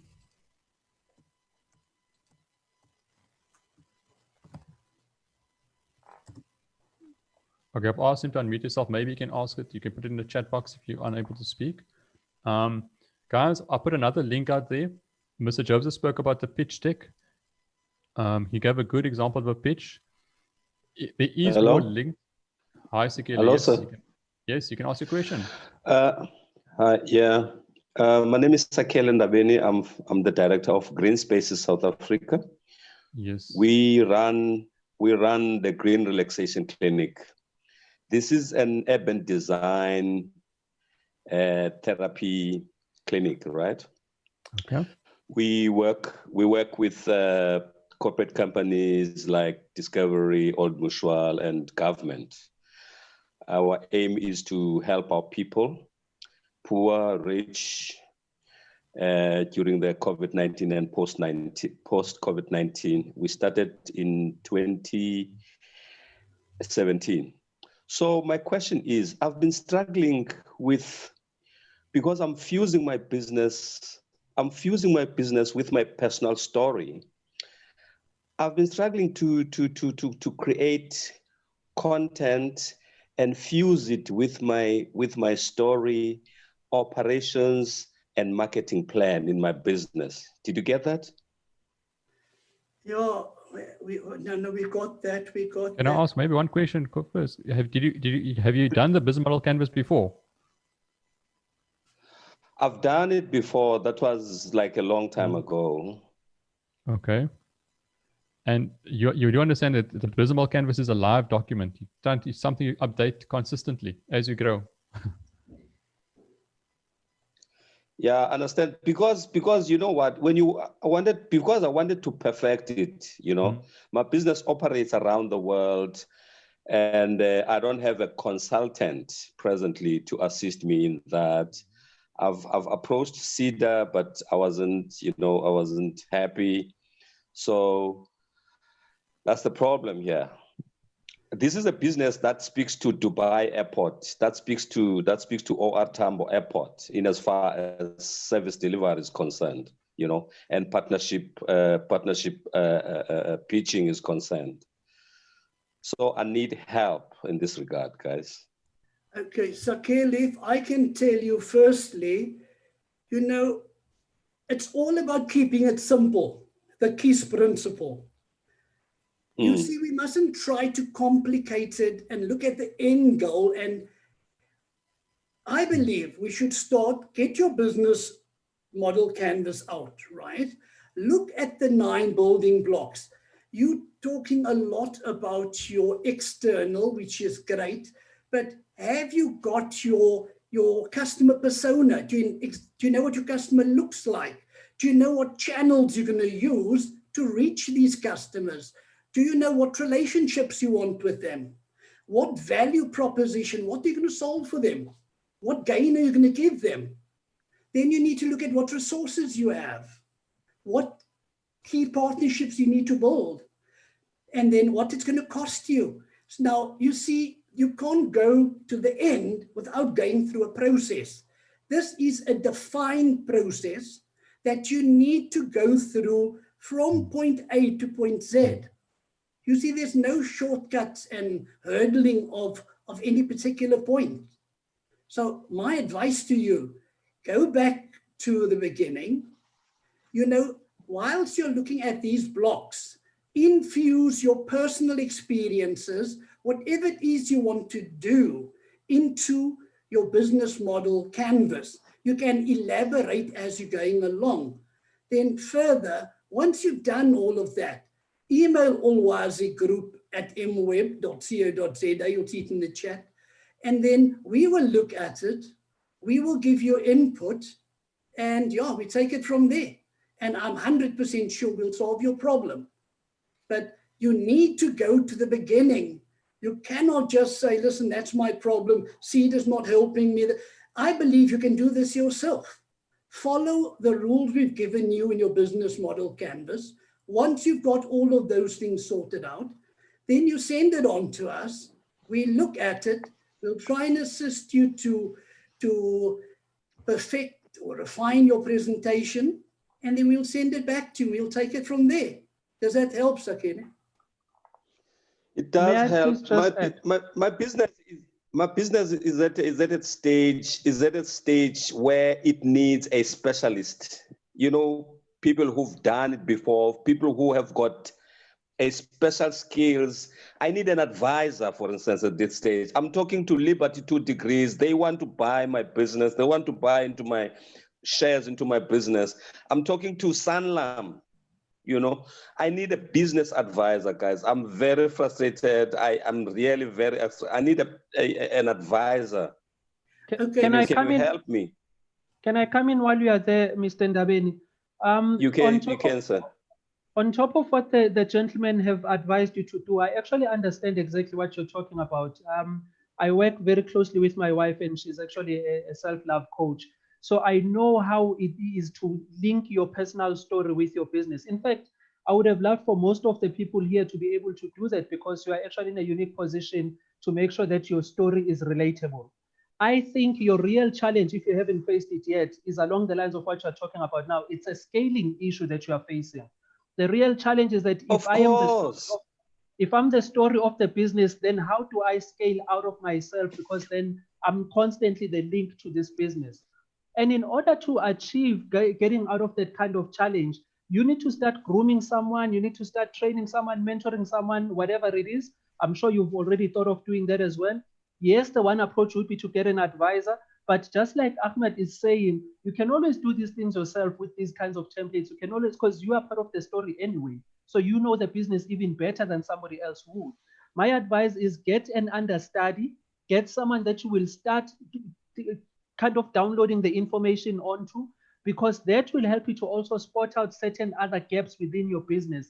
That will help you to share a certain load in terms of the scaling of your business. The challenge that you'll find in selling your concept is that it is you and it's linked to you. So if you are in hospital, the whole business is in hospital. It's a scaling issue more than any other thing that I suspect you are facing. Perfect. That's a good answer, Coach. That's a very good answer. If I could just add on to what both Mr. Joseph has spoke and Skello. Mr. Joseph, and it's number 5 in the main elements of a pitch that I put under business model. Your business model must be simple and not complex. And the reason why people have a complex business model is because they don't understand the value that they're giving the client, and they don't understand the client, and they don't understand, and they also may be doubtful if they can provide that value to the client. And that's why people waffle. People have long business. A business model is very simple. I have a car wash. It's waterless. It's at your doorstep. It's quick. The pain, you don't have to drive out there. Simple, you understand it. So if people understand the product and you understand that people need that product, it's easy for you to communicate that part. That's the first part. The second part, what Coach Skello spoke about scaling, if it's a service-related business you're in, it's hard to scale. And 2 ways to scale a service business based on the books I've read and the experience I had with businesses in the service industry is you have to create a process and a structure and a good workflow that's predictable. So if you are not there, the business still continues because you've built a structure, you've built structures in place that has to be followed. That's well defined and you can keep an eye on it and an eye on the processes. That's the first part. The second part is hold some form of product around your services. Something that's predictable, something that you can show. So in urban design, you can create some form of product that you can maybe outsource some parts to and just take a portion of that. That's another way of scaling your business. But to move on to Sabelo, I hope we answered the question. You're welcome, as Mr. Joseph has made the offering, and to everyone else out there, you're welcome to send your business model canvas to the portal, guys. If you're unable to reach the portal, you're welcome to email us. But Sabelo, if I can ask Sabelo to unmute themselves and also. Okay, thank you. Yes, Sabelo. Thank you very much, Asad. My question really revolves around the customer part of the BMC, whereby are we here talking to the niche that in addressing ourselves to the customer segments, the relationships and the channels, in a nutshell, we are talking about fusing one's niche market and therefore being able to zero in and focus particularly on that particular aspect and linking it with what Sakele was saying on the issue of the story, one's personal story. I'm talking from a perspective now of life coaching, where basically the story becomes part of who you are. I hope that makes sense. Okay. Can I maybe just ask a question just to make it a bit more clearer? You're in life coaching? You do coaching and training? Yes, yes, I am into life coaching. Yeah. Okay. And can I ask yourself, have you determined your market? So obviously, coaching is very broad. Have you determined the market, the target market you want to attract, and what help you want to offer? Yes, I have. Yeah. You have done that. Okay. And sorry. And yes, I have done that. Yeah. Okay, Mr. Joseph, maybe if you could take this one. Yeah. Just repeat that again, please, Sabelo, exactly what it is that you want me to answer. You see on the business model canvas, you've got your customer segments, your relationships, and channels. Would I be correct that in the main, that is speaking to your niche market. And at the same time, we're looking at linking that with one's personal story to be able to make it more emphatic and more relevant kind of thing. Yeah, yes, thanks for that, Sabelo. Firstly, you know, I keep on going back to the same adage. Start at the beginning. You first identify who are your targeted markets, who are your customers you directly addressing, who do you want to reach? So once you know that, you form what we call a client persona. So in other words, you know you're dealing with the youth between the age of 18 and 35, or you're dealing with older people or retired people, and it's probably going to be, the gender is probably going to be men or women or both. So you know precisely, there's no uncertainty about who you're addressing. You need to know precisely who you're addressing. Once you've got that client persona, now you decide, because you know you talk of niche market. You see, Isabella, there are different markets. When you look at them, at the different customer segments, you get the mass market, which is like people wanting bread or milk. It's just about everybody. Then you look at the niche market, where you're looking at a specialized bunch of people. Like I said in the last one, people, let's say men who wear Rolex watches. They don't wear the cheap watches that we wear. So, well, I'm talking me, not we. So, you know, that's more of a niche market. Then we can look at segmented markets. You know, we look at the mass market, and inside the mass, you could segment it further. Depending on the situation, you might look at only females or only males, gender-based, age category, income, characteristics. So that's a segmentation. Then you're looking at, do you want it to be diverse, or are you using multi-sided platforms where, like, let's say a credit card company, where your cards get used in a shop. So what I'm saying is you need to take all these into consideration firstly, before you know exactly how you're going to deal with that client. You see, it can't be vague.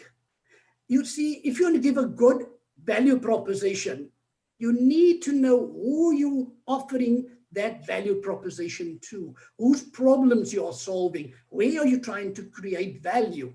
And that's how you're going to know how you're going to segment them. You know, you can't have a mass market and try and give personalized service. That's impossible. If you've got a niche market, you can do that. Let's take a bank as a case in point. You know, you'll find nowadays the bank segments you into your affluent market, your gold customer market, whatever. And they have a relationship manager in the affluent market to deal with 250 clients or 200 clients, whatever he or she can manage. If it's a high end, you probably find that person only has 20 or 30 clients to look at. So you need to be able to know exactly. It's not a simple thing where you can just say, that's how I'm going to do it. You need to have interrogated your customer segment in great detail so that you can actually be as focused and as concentrated as you need to be. Does that make sense, Sabelo? Hi, Sabelo. I think he's Sabelo, I'm not sure. Yes, you did. Yes, you did, Ahmad. Thank you. Are you willing to share your customer segment? Thanks, Sabelo. Thank you. Sabelo, are you willing to share your customer segment? Sure. Yeah. Are you my customer segment, basically? Yeah, sure. I'm looking at what I call the budding graduates, professionals, and startup entrepreneurs. So basically, I'm looking at those people who have recently qualified within their space and looking at breaking out into the field of their choice, basically. So can I ask, in your terms, you got the niche market that you identified. Have you got a product? Have you got a service? Have you got some form of reputation? Have you got some form of value you can show this niche market? This is what I can help you with. Number one. And number two, have you actually questioned that market and found out this is what they need? Because that will speak to I think that will answer most of the questions. And then Coach can come yeah, after that. I do have, sure, no problem. Yes, I do have the necessary, well, I don't want to use the word credentials, but I can't think of a better word right now. But because I have been through that space, my background basically is a legal background, where within that particular space, one of the things I did was to train new professionals getting into the legal space. And due to the clientele that I had and the broad nature of the clientele, I was able to zero it down to this particular market. And definitely, I believe that from the general assessment, I've not done some heavy research into it, but from a general overview and seeing the needs of the people that I've spoken to and the clientele that I have dealt with at the entry stage of business, the need is there. And the need to basically coach, because my thrust is basically what I call purpose-driven leadership. I call myself a purpose-driven leadership coach, because it's about people getting into the space and being able to be true to their purpose, and at the same time unleashing the greatness that is within them within that particular space. Sabelo, can I just come in here? Sabelo, what worried me about what you just said earlier, okay, let's start with a good thing first. The market you're targeting is actually a very clever one. I tell you why. Burgeoning people who just graduated, they've got the propensity to earn a lot because they just studied, they motivated, they have the propensity to increase their income. That is great. But you said something that troubled me a bit. You said, you know, I haven't had a chance to do all of this properly. I made assumptions. And once you use that word, you say I start getting a panic attack, I get an anxiety attack. Because what you need to do, I believe that more than 60% of businesses that go under did not do a feasibility study properly. They have not analyzed the market before they entered the market. They assume that a couple of friends sitting together, having whatever they're having, and they say, you know what we think the people's going to want. You see, and they'll all agree because they're like-minded people. My contention is, have you gone to the market that you want to target, your targeted market, and say, and do a survey? Would you be interested? Don't say, I'm going to do it. Would you be interested if someone came up with that service? Would you be interested in whatever? But you need to do the necessary due diligence. And once you've done that due diligence fairly thoroughly, you need to do a viability study. In other words, say, what is it going to cost me to deliver that service and to offer my value proposition using my various channels, etc., whatever resources I require. You have to cost that and see if your return, your revenue will be justified, and work it out from an economic viability point of view. You know, if you don't do those steps meticulously, and you don't give it the importance that it should have, you don't give it the necessary attention, I believe later you're going to actually feel, because things that you should have known before you started, you're going to start picking it up while you're going along. And that's when the wheels start coming off. Does that make sense, Sabelo? Yes, it makes sense, Ahmad. Thank you very much. Yeah. Thank you. Perfect. Coach Skiller, I'm not sure if you're going to add something, but while Yes, we answer please. this one, we want other people, please, guys. We got only, I'm going to do another 2 more questions that came in the chat after this, but please, we would love to hear more questions. We're here till 12:30. Okay. Yes, please. Mr. Sibanda, what a lovely question. And let's talk. Let's talk. I'm a coach myself. I understand. No problem, my brother. The first question that I need you to ask yourself and ask yourself very deeply is, how deep is your reach within your niche? I'm sure you understand exactly what that means. It summarizes exactly what Asad was saying and what Ahmad was saying. How deep is your reach within your niche? So Asad speaks about a product. A product in this case could be, maybe you have a program for the people that you are targeting. Maybe it runs for free on YouTube. I'm just making examples. But you have a product that you can start sending people to. That is something that you build on a consistent kind of basis. Because what Ahmad is talking about is very important. Where you say, generally speaking, here are people with a need. Yes, it's true when you're starting out, you may see it as general, but it's up to you to make sure that you start narrowing down and getting all those general things to be very specific. You need a name and number. You need to attach a name and number to everything, especially as a coach. One of the main challenges that you'll probably face and probably are facing is that your customer might not even know that they need your services. Your customer might not even be aware that what you are charging is worth what you are charging for your services. Because that's just how coaching goes. That's what Ahmad is talking about when he says being general, there's a danger in it because you haven't spoken to the customer. So now when you want to dig in deeper, to have a deeper reach within your niche, you need to create that rapport. You need that associate body to belong to, even if it's something like the Durban Business Chamber, just something that gives you even more buyback in terms of rapport. And then you need to go and engage the customer, and one by one, you need to make sure that they actually have the need that you are answering. That's very important, to not just generalize, but to be very specific that after talking to 5 people, those are my leads, I'm able to convert 2 of them. Those are ones who are willing to buy, because there'll still be that mountain that I'm talking about to climb, where you have to convince the customer that without buying my product, you actually are spending more.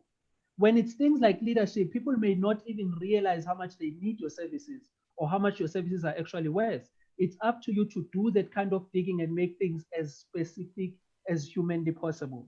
I don't know if that makes sense, Putumta. No, it makes a lot of sense in Fort Nyabong. Thank you very much. Thank you, Coach. Thank you, Sabelo, for coming forward. It's not always easy to ask a question. And we, on our side as a panel, we just like to address the question. So we're not in any way trying to question the person or the business owner. That's not our role. Our role is specifically just to look at the model, to look at the question, and to look at the environment that the business owner finds themselves in. It's not in any way a judgment on the business owner. I have to stress that. Okay, Azad, if I can just say something, because the environment is so daunting, if anybody has any questions on whatever your question might be, email us once again at Ulwazi, ULWAZI, group, GROUP. So it's U for uncle, L for Lima, W for whiskey, A for alpha, Z for zebra, I for India. So it's Ulwazi group at mweb.co.za, and we'll reply to you and give you, and answer your question. So please use us as the resource. Otherwise, we are being underutilized and we're being paid and we're not adding value that we really could. So even if you think your question is not that important or not that, send it on to us. Let us give you feedback. Do your business model canvas. People, whoever contacted us thus far, it's very, very clear. They are not following their step from the beginning. You cannot enter a race from halfway through. You're doing the comrades. I don't know Durban that well, but you can't start in a town halfway between the two. You need to start at the beginning. You're not going to get a medal if you start there. So start at the beginning. It's painstaking. It takes time, but this is necessary.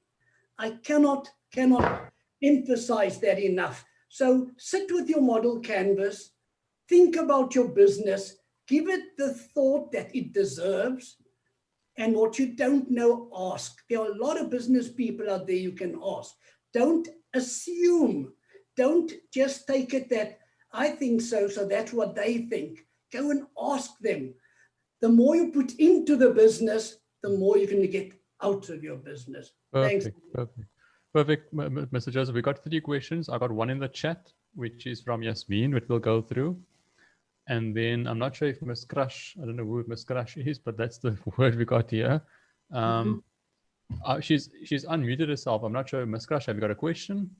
Yeah, I just wanted to say with regards to Ahmad said doing the research and that. So the thing is, like, I'm a creative person and I study design. Now, in my studies, we don't get taught enough on how to run a business. We get, you know, a couple of classes or whatever. But the minute you leave university, you're not fully equipped to know how to run a business. You just focus on the creative side of things. And that is my issue. Like, now I'm having to get my head around the whole business side of things. And it's taking me a lot longer. I've already been running my business now for 5 years, but every year I'm learning something new about business that I didn't know before. And now I'm at a point in my business where it's growing and I need to bring on more people, but I'm struggling to find the right people. I'm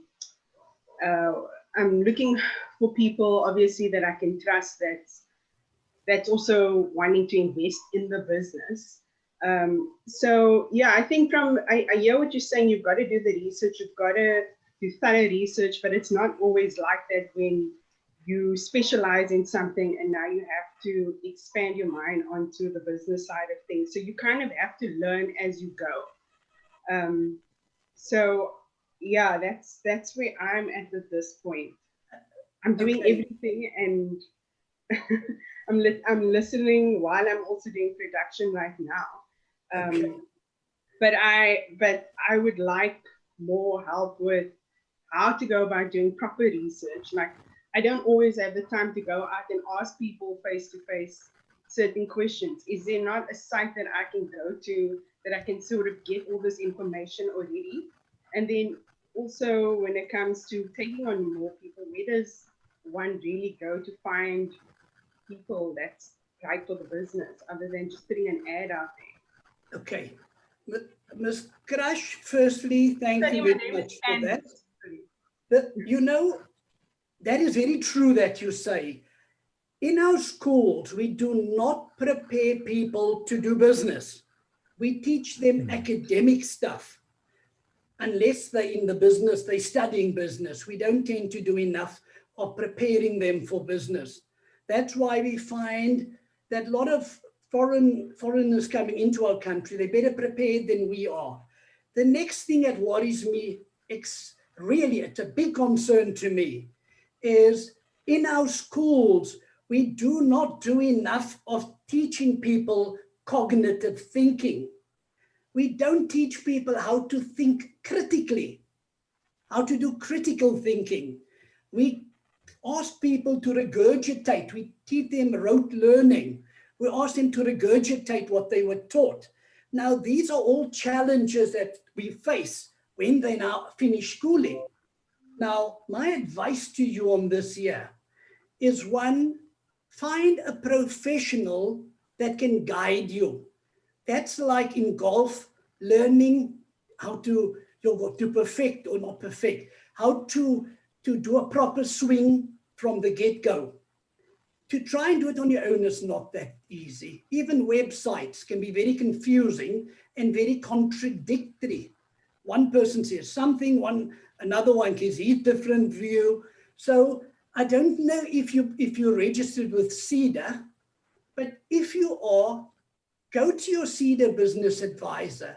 Tell them this, to give you someone, a mentor, whatever. I don't want to get involved with the SEDA, but go to them and ask them, tell them what your challenge is.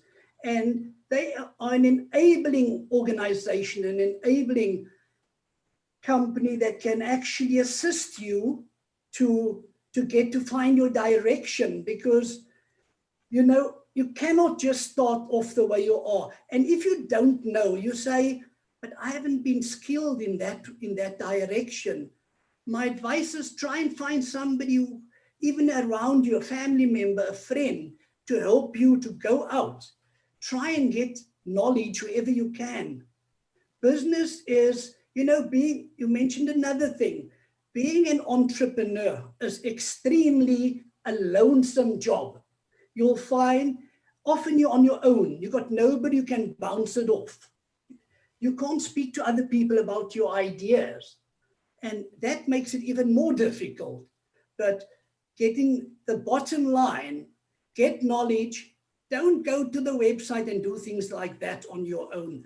Try and first go to an organization like SEDA, speak to your business advisor. The other thing is, if you need surveys done, if you need these things, get someone, even if you have to pay them 50 Rand an hour, whatever, if you can afford it, get them to get that information for you. But as I told Sabelo earlier, my big worry is how we operate on assumptions. And that's the one big pitfall in business. One of the biggest challenges. The second one is the financial understanding of business. And the biggest one of all is cash flow. We work on profitable businesses, our markups and all the rest of that, and we don't look at the cash flow. Cash in your business is like blood in your body. Blood, if you don't get it to every point within 3.47 seconds, you will hemorrhage, you'll have a stroke. Same in your business. That's why bankers would look at cash flow projections. They want to see if you'll have enough cash along the way. And if you try and pull the wool over their eyes, they normally catch you out. So understanding the dynamics of business, but you need to find out. Business is not something, that's why people learn after 20 years in business, whatever. It doesn't have to be like that. If you go out now, invest in your business, invest in yourself, and so doing, you'll be able to better deal with the challenges that lies ahead. Does that make sense, Ms. Cross? Yes, thank you. Can I just add one point of reference, one book I can recommend to entrepreneurs? I don't always recommend books because we're all in a different phase in our life and phase in our journey. But two books I can recommend on myself that's helped me. I mean, I'm an accountant, and even though I studied accounting, accountants won't admit to this, but you come out of university, you're not a business person, you're not an entrepreneur. You just basically learned the theory and the technical ability of how to balance a cash book and how to balance a trial balance. So every university education out there, and you shouldn't feel embarrassed about this, is teaching you a technical skill, how to do something in technical, whether it's a plumber, electrician, a lawyer, doctor. No degree in our universities gives you a business sense. Maybe if you do an MBA, yes, it will, but it'll only give you the theory. So two books I can recommend. The first one is The E-Myth. The E-Myth, I think, is a very good book, especially for those who are technically inclined. It helps you to think like a business person and grow a business from there. Another one I would say is The Lemonade Stand. The Lemonade Stand is not a very popular book, but it's a very basic, to a basic level, it shows you, it divides how to actually build a business in its different phases. So that's two books you could look at. I'll put it in the chat also afterwards. We've got two questions from Yasmin, if we can go through it briefly. If you put in the chat box, but before I start with Yasmin's question, we put it on the chat box. If I can ask Mudisi, he has unmuted himself. If you could maybe ask his question. Yes, Mudisi. Mudisi, you there? I think he might have unmuted himself accidentally. I think. No, but Mudisi has also asked me, Mudisi, if you can please ask a question. Here is an opportunity. You're welcome to ask your question. You unmuted yourself. You're welcome to ask your question. Okay, it seems like Mudisi is not. His audio is a bit off. Mudisi, I'm gonna mute you. Your audio is a bit low. If you can maybe just type it in the chat box, then your question. Oh. Okay, I'm gonna have to unmute you. Medusi, my apologies. It seems really unclear. Let's go to Yasmin's question. Yasmin's got 2 questions. We got Pong. Because the first question she's got is, she asked, okay, I think I must maybe go through this one very quickly. The question she asked is, when she's doing a pitch, does she speak business language or can she speak from the heart? And we go through it very briefly. When you speak from the heart, you must ask yourself, you can't waffle. So you can't talk about everything about myself, because normally if you speak from the heart, it's all about you, and only you. And you must be careful about that, because you're trying to, when you speak about the heart, you're trying to evoke emotion. So it's not about being emotional, but it's more about evoking emotion feelings on the other party that's listening to you. And that's a skill. If you look at Woolworths is able to do that. But now Woolworths is only able to do that is because they've got the basics right. Now, if you got the basics right and you're meeting the most basic need of the customer, only then can you take it a step forward and then bring emotion into it and bring out the qualitative facts. So the same with your pitch deck. Your pitch deck has to have the basics, which you speak about in the elements of the pitch. If you don't have the basics, then you're not gonna, you can't evoke that emotion, because then you're going to be babbling and waffling about your topic. So that's why it's good to go through on the portal, go through the basics of the business model canvas, understand the business model canvas, understand the value you're providing your customer. And then from there, once you got the basics and the functions, then you can speak about the emotional aspects and how it capture that audience with that emotion. Yes. Okay, Azad, let me just add something in as well. Yasmin, firstly, your question is, do I talk business language or do I talk from the heart? You know, one of the rules is to keep it simple.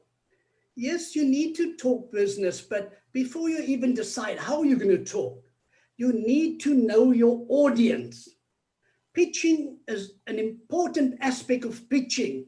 Know who the catchers are going to be of your pitch. You need to have done research to know who your catchers are. So if you know who they are, you know how to pitch it. Keep it simple. Even in business, don't talk jargon and acronyms. Talk simple business, and you must infuse the feelings of the heart. That helps a lot. That creates that passion, the emotions which you need in your presentation. But once again, it's professional enthusiasm. So don't go overboard, but you need to talk from your heart as well. But talk business, keep it simple. You know, never try to be the smartest person in the room. Be humble, keep it simple. Yeah, and that's it. Did that answer your question, Yasmin?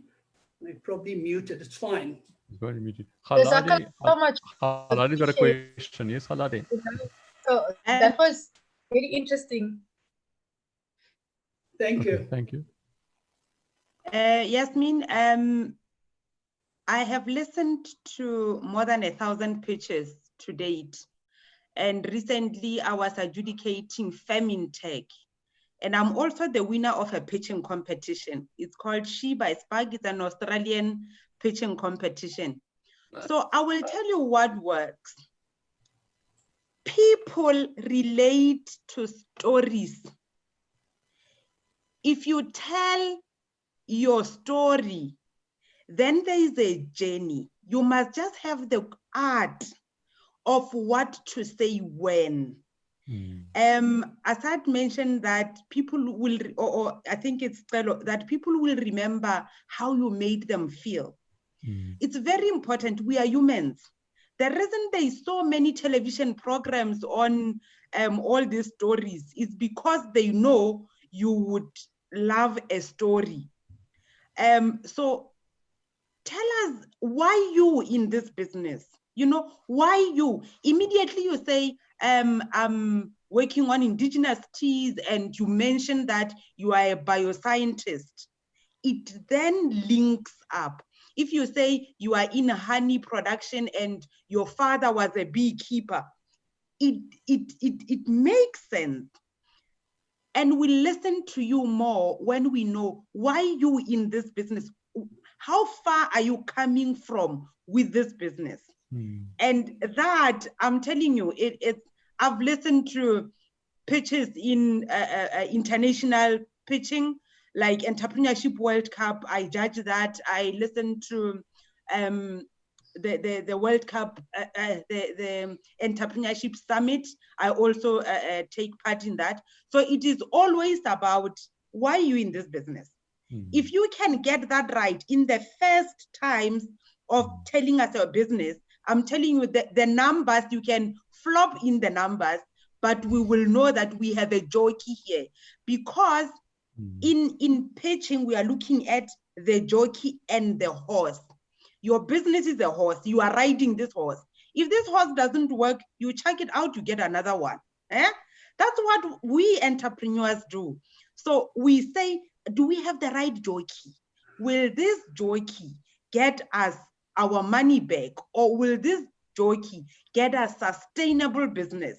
So we always look for that. And remember, if people are not asking you direction wherever you are, they don't come to you and say, hey, where's McDonald's or where is that? Know that you are not approachable. And if you are not approachable, it doesn't matter because it's about relations. If I'm going to give you my money, it's about you and I relating. So you need to be approachable. You need to learn. It's techniques. It's technique. You want my money? Okay. Can I have a relation with you? So go in the front of the mirror, pitch, talk to yourself. Are you engaging? Will people want to engage with you? If you can get that right, I'm telling you, you can have a rubbish business, but if the monies are right and you are the right jockey, we will give you the money. And together, we will mold you to become the entrepreneur that we want. Thank you. That is super awesome. Truly. That's a really truly, good I answer. appreciate that. I met Kaklahi last year at the Sassel, it was also a Pitch Perfect day. And I actually took what she said because she did her whole entire pitch in front of us before we had to pitch to the investors. And it's something that I've carried with me since then. So whenever I see Kaklahi or I see something like this, then I'll tell whoever is with me, this is what happened. So, when you just explained it now, it like clicked something in my head. And yes, I appreciate that. I do. Thank you. Thank you. Thank you. Thanks very much, Khaladi. Thank you. Thank you, Khaladi. Thank you. Any other questions? We got 2 in the chat box. I'm not sure because Modisi is unable to mute himself, and it's a bit hard to gauge from what he spoke in the chat. So I don't want to now go off topic, but he basically asks, he's in the advertising and branding industry, and he's asking, I think it's more for a proposal from a client. So he wants to know, how can he quantify the return on investment to a client when he's pitching for business? Is there a way to get paid via performance based? So he's basically, I think what he's trying to do is he's finding it hard to extract money for the value he's giving to the client, because he's unable to perhaps, I believe, showcase that value. So maybe let's give Coach Skiller, maybe you could give this one. Go, Coach, maybe, and then I'll go to Mr. Joseph. Give you a chance to speak. You're sitting there and you got a wealth of information on your experience, and you're not talking. Can you read that again, Asad? I'm trying to really tell my mind around the actual question. So I believe, look, I'm assuming some parts of the question maybe to distill it. So he's got an advertising business, and in his advertising business and branding business, he finds it difficult for him to extract actual money from his clients, because he's maybe having difficulty showing and displaying the value he's providing that client. So normally in service-based industries, it's a typical question we get. Yeah. It's hard for a client to see the value beforehand. They can only see the value after the whole value is done.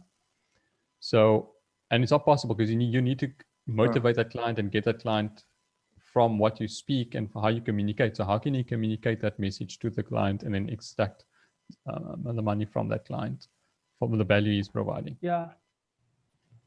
Rapport in this case goes a very long way. Look, business is nothing but relationships. You know, let's just put it out there. The reality is that we work with human beings, and human beings do tend to overthink whether they should spend their money, and rightfully so. I do it myself. We all do it. So in order to really get yourself ahead in terms of being prioritized for payment, remember this statement: people value what they prioritize, and they prioritize what they value. If you want to be prioritized, make sure that your value is, you have built enough rapport for your value to speak for itself. And you can do that quite a few ways to try and fast track that. One of the ways that we help people to fast track that is register yourself with relevant associate bodies. If you come and you say, I'm Modise, I'm registered with the advertising agency, what, with a big name, it already pulls some rapport your direction, and that already kind of speaks on your behalf. So it's things like that that you start working on. But again, build that mailing list. Start doing things a bit more repetitively and a bit more predictably. That's how we make money. Actually, the process of making money is not as glamorous as people make it out to be. It's repetition. It's doing the same things and doing them well over and over again. If you now have reference, there's a reason why for most people who build websites, they'll put those testimonials. If you now have reference, start to dig into that reference to build your rapport. If you are saying to me, I am Modise, this is what I'm selling, yeah, that's a statement that I can take. But if Asad says Modise does this and this and speaks on his behalf, it sells a little bit more. So you do need some people that will also speak on your behalf. You need some testimonials. You need somebody else that says, when I used his services, this is what came to me. I think those are some of the tips that we can give you. But my brother, I really feel what you're going through. We all struggle with that from time to time to try and get people to see the value that we are putting on the table. And it is a time game. You need to practice, practice, practice. Business is nothing but practice. The more that you keep doing it, keep picking up that mailing list, keep putting people in a sense of comfort that I have done this before. Look at who I've done it for. So you start to build your rapport in that kind of direction. I hope that helps. Thank you, Coach. Mr. Joseph, we can get from you.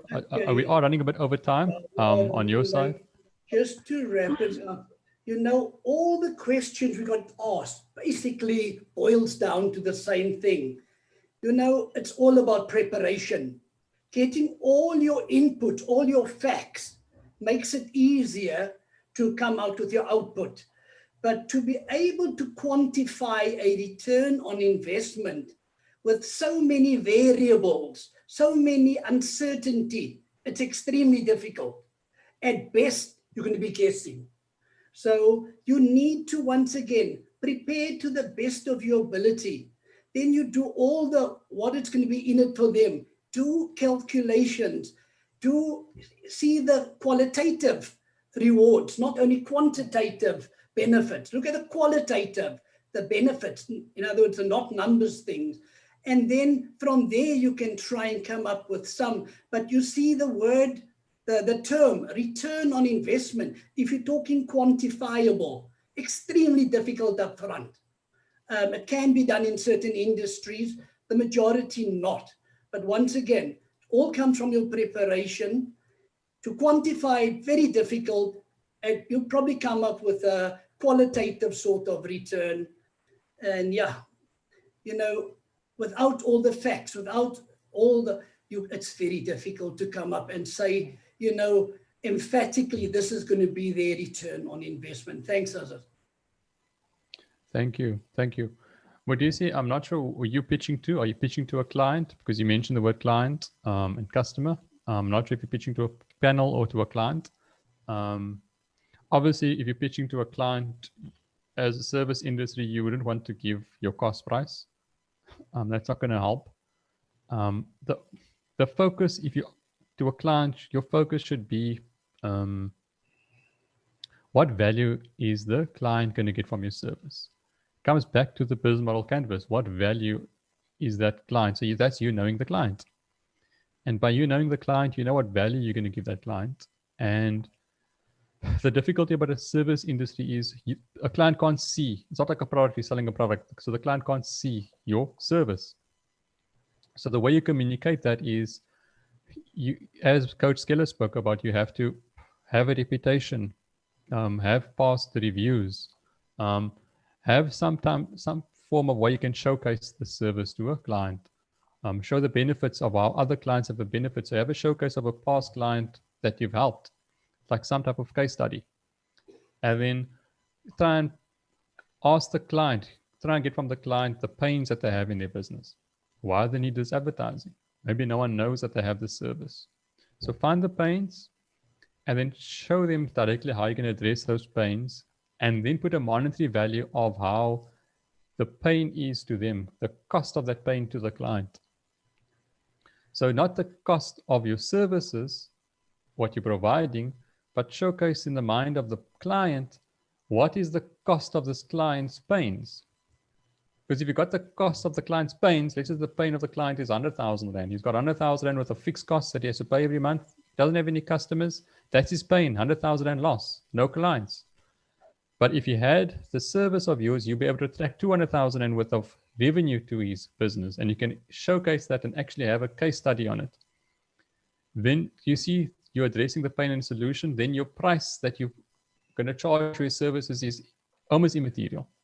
The conversation is about your value, not the price. Okay, yes, Mr. Mr. Joseph. We have to wrap it up now shortly. Can we ask Mr.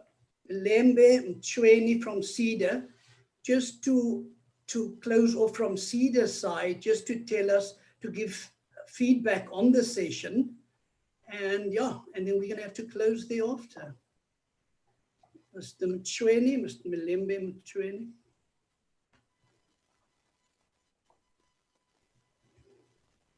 Ohaladi. Ohaladi. No. Good afternoon, gentlemen. Good afternoon. Yeah, I had a little bit of a computer glitch this morning, but it was subsequently sorted out. Thank you for this wonderful session. I think it was quite interesting. I just joined when the coach was still explaining the unique selling proposition, which I think was well accepted. And I think today, the session today was much, much improved. And I think there was a lot of the discussion part of it actually has highlighted a lot of things that I think every one of us wanted to hear, and we'll put it into good use. Thank you for the wonderful job, Mr. Ahmad, Mr. Joseph, Babu Buthelezi, sharing about Ushais Konkoten, Siyabonga. Asad, keep up the good job, guys. Tomorrow, we've got another session. I think it will be much, much better than today, and the 17th as well. I hope tomorrow I will open up. I'll join you as early as possible, so that hoping my computer doesn't let me down again. But I think it's sorted now. Thank you very much. Okay, Azad, do you want to wrap, or anything from your side first, Coach, to wrap? No, I'm good. I'm good, Mr. Joseph. Okay, Azad, you can wrap. Let's close. Thank you, Mr. Malembe. It's always an honor when we have people like SEDA and organizations like SEDA that make this possible. As business owners, I spoke earlier, we're not taught this in university. We gain this through experience. I mean, Coach Skeller can talk to himself about himself. Mr. Joseph can talk also about himself, myself included. We learn as we get along. We learn as we go and progress in business. And Khaladi also, she's done pitches herself. So what we try to do in this 2.5 hour webinar we end up over is showcase what we've learned and our experiences, and just showcase it to everyone in the audience. But at the end, you have to start. You have to take this and own it. You have to take the business model and go through it yourself. And that's why we encourage the discussion, because that is hopefully springboards you into taking action and making this your own. So thank you, SEDA, for making this possible. And thank you for the panel, Mr. Joseph and Coach Skeller, for being in your presence. And yes, we'll continue with the series tomorrow and on Thursday. And you're welcome to join the series, although it's different provinces. You're welcome to join in and listen. No, there's no issue. Thank you. Okay, Azad, just to let them know, today was Western Cape, Northern Cape, and Northwest Province. Tomorrow we're directing it mostly at the people of KZN, Eastern Cape, and Free State. And on Thursday, we're going to address it mostly at the Gauteng, Mpumalanga, and Limpopo provinces. But anyone is more than welcome to join at any time. Thank you very much. Thank you. Thank you, Enjoy guys. the day. Okay. Thank you, everyone. I'm going to end the meeting, eh? Thanks. Thank you. Bye. Thanks, everyone.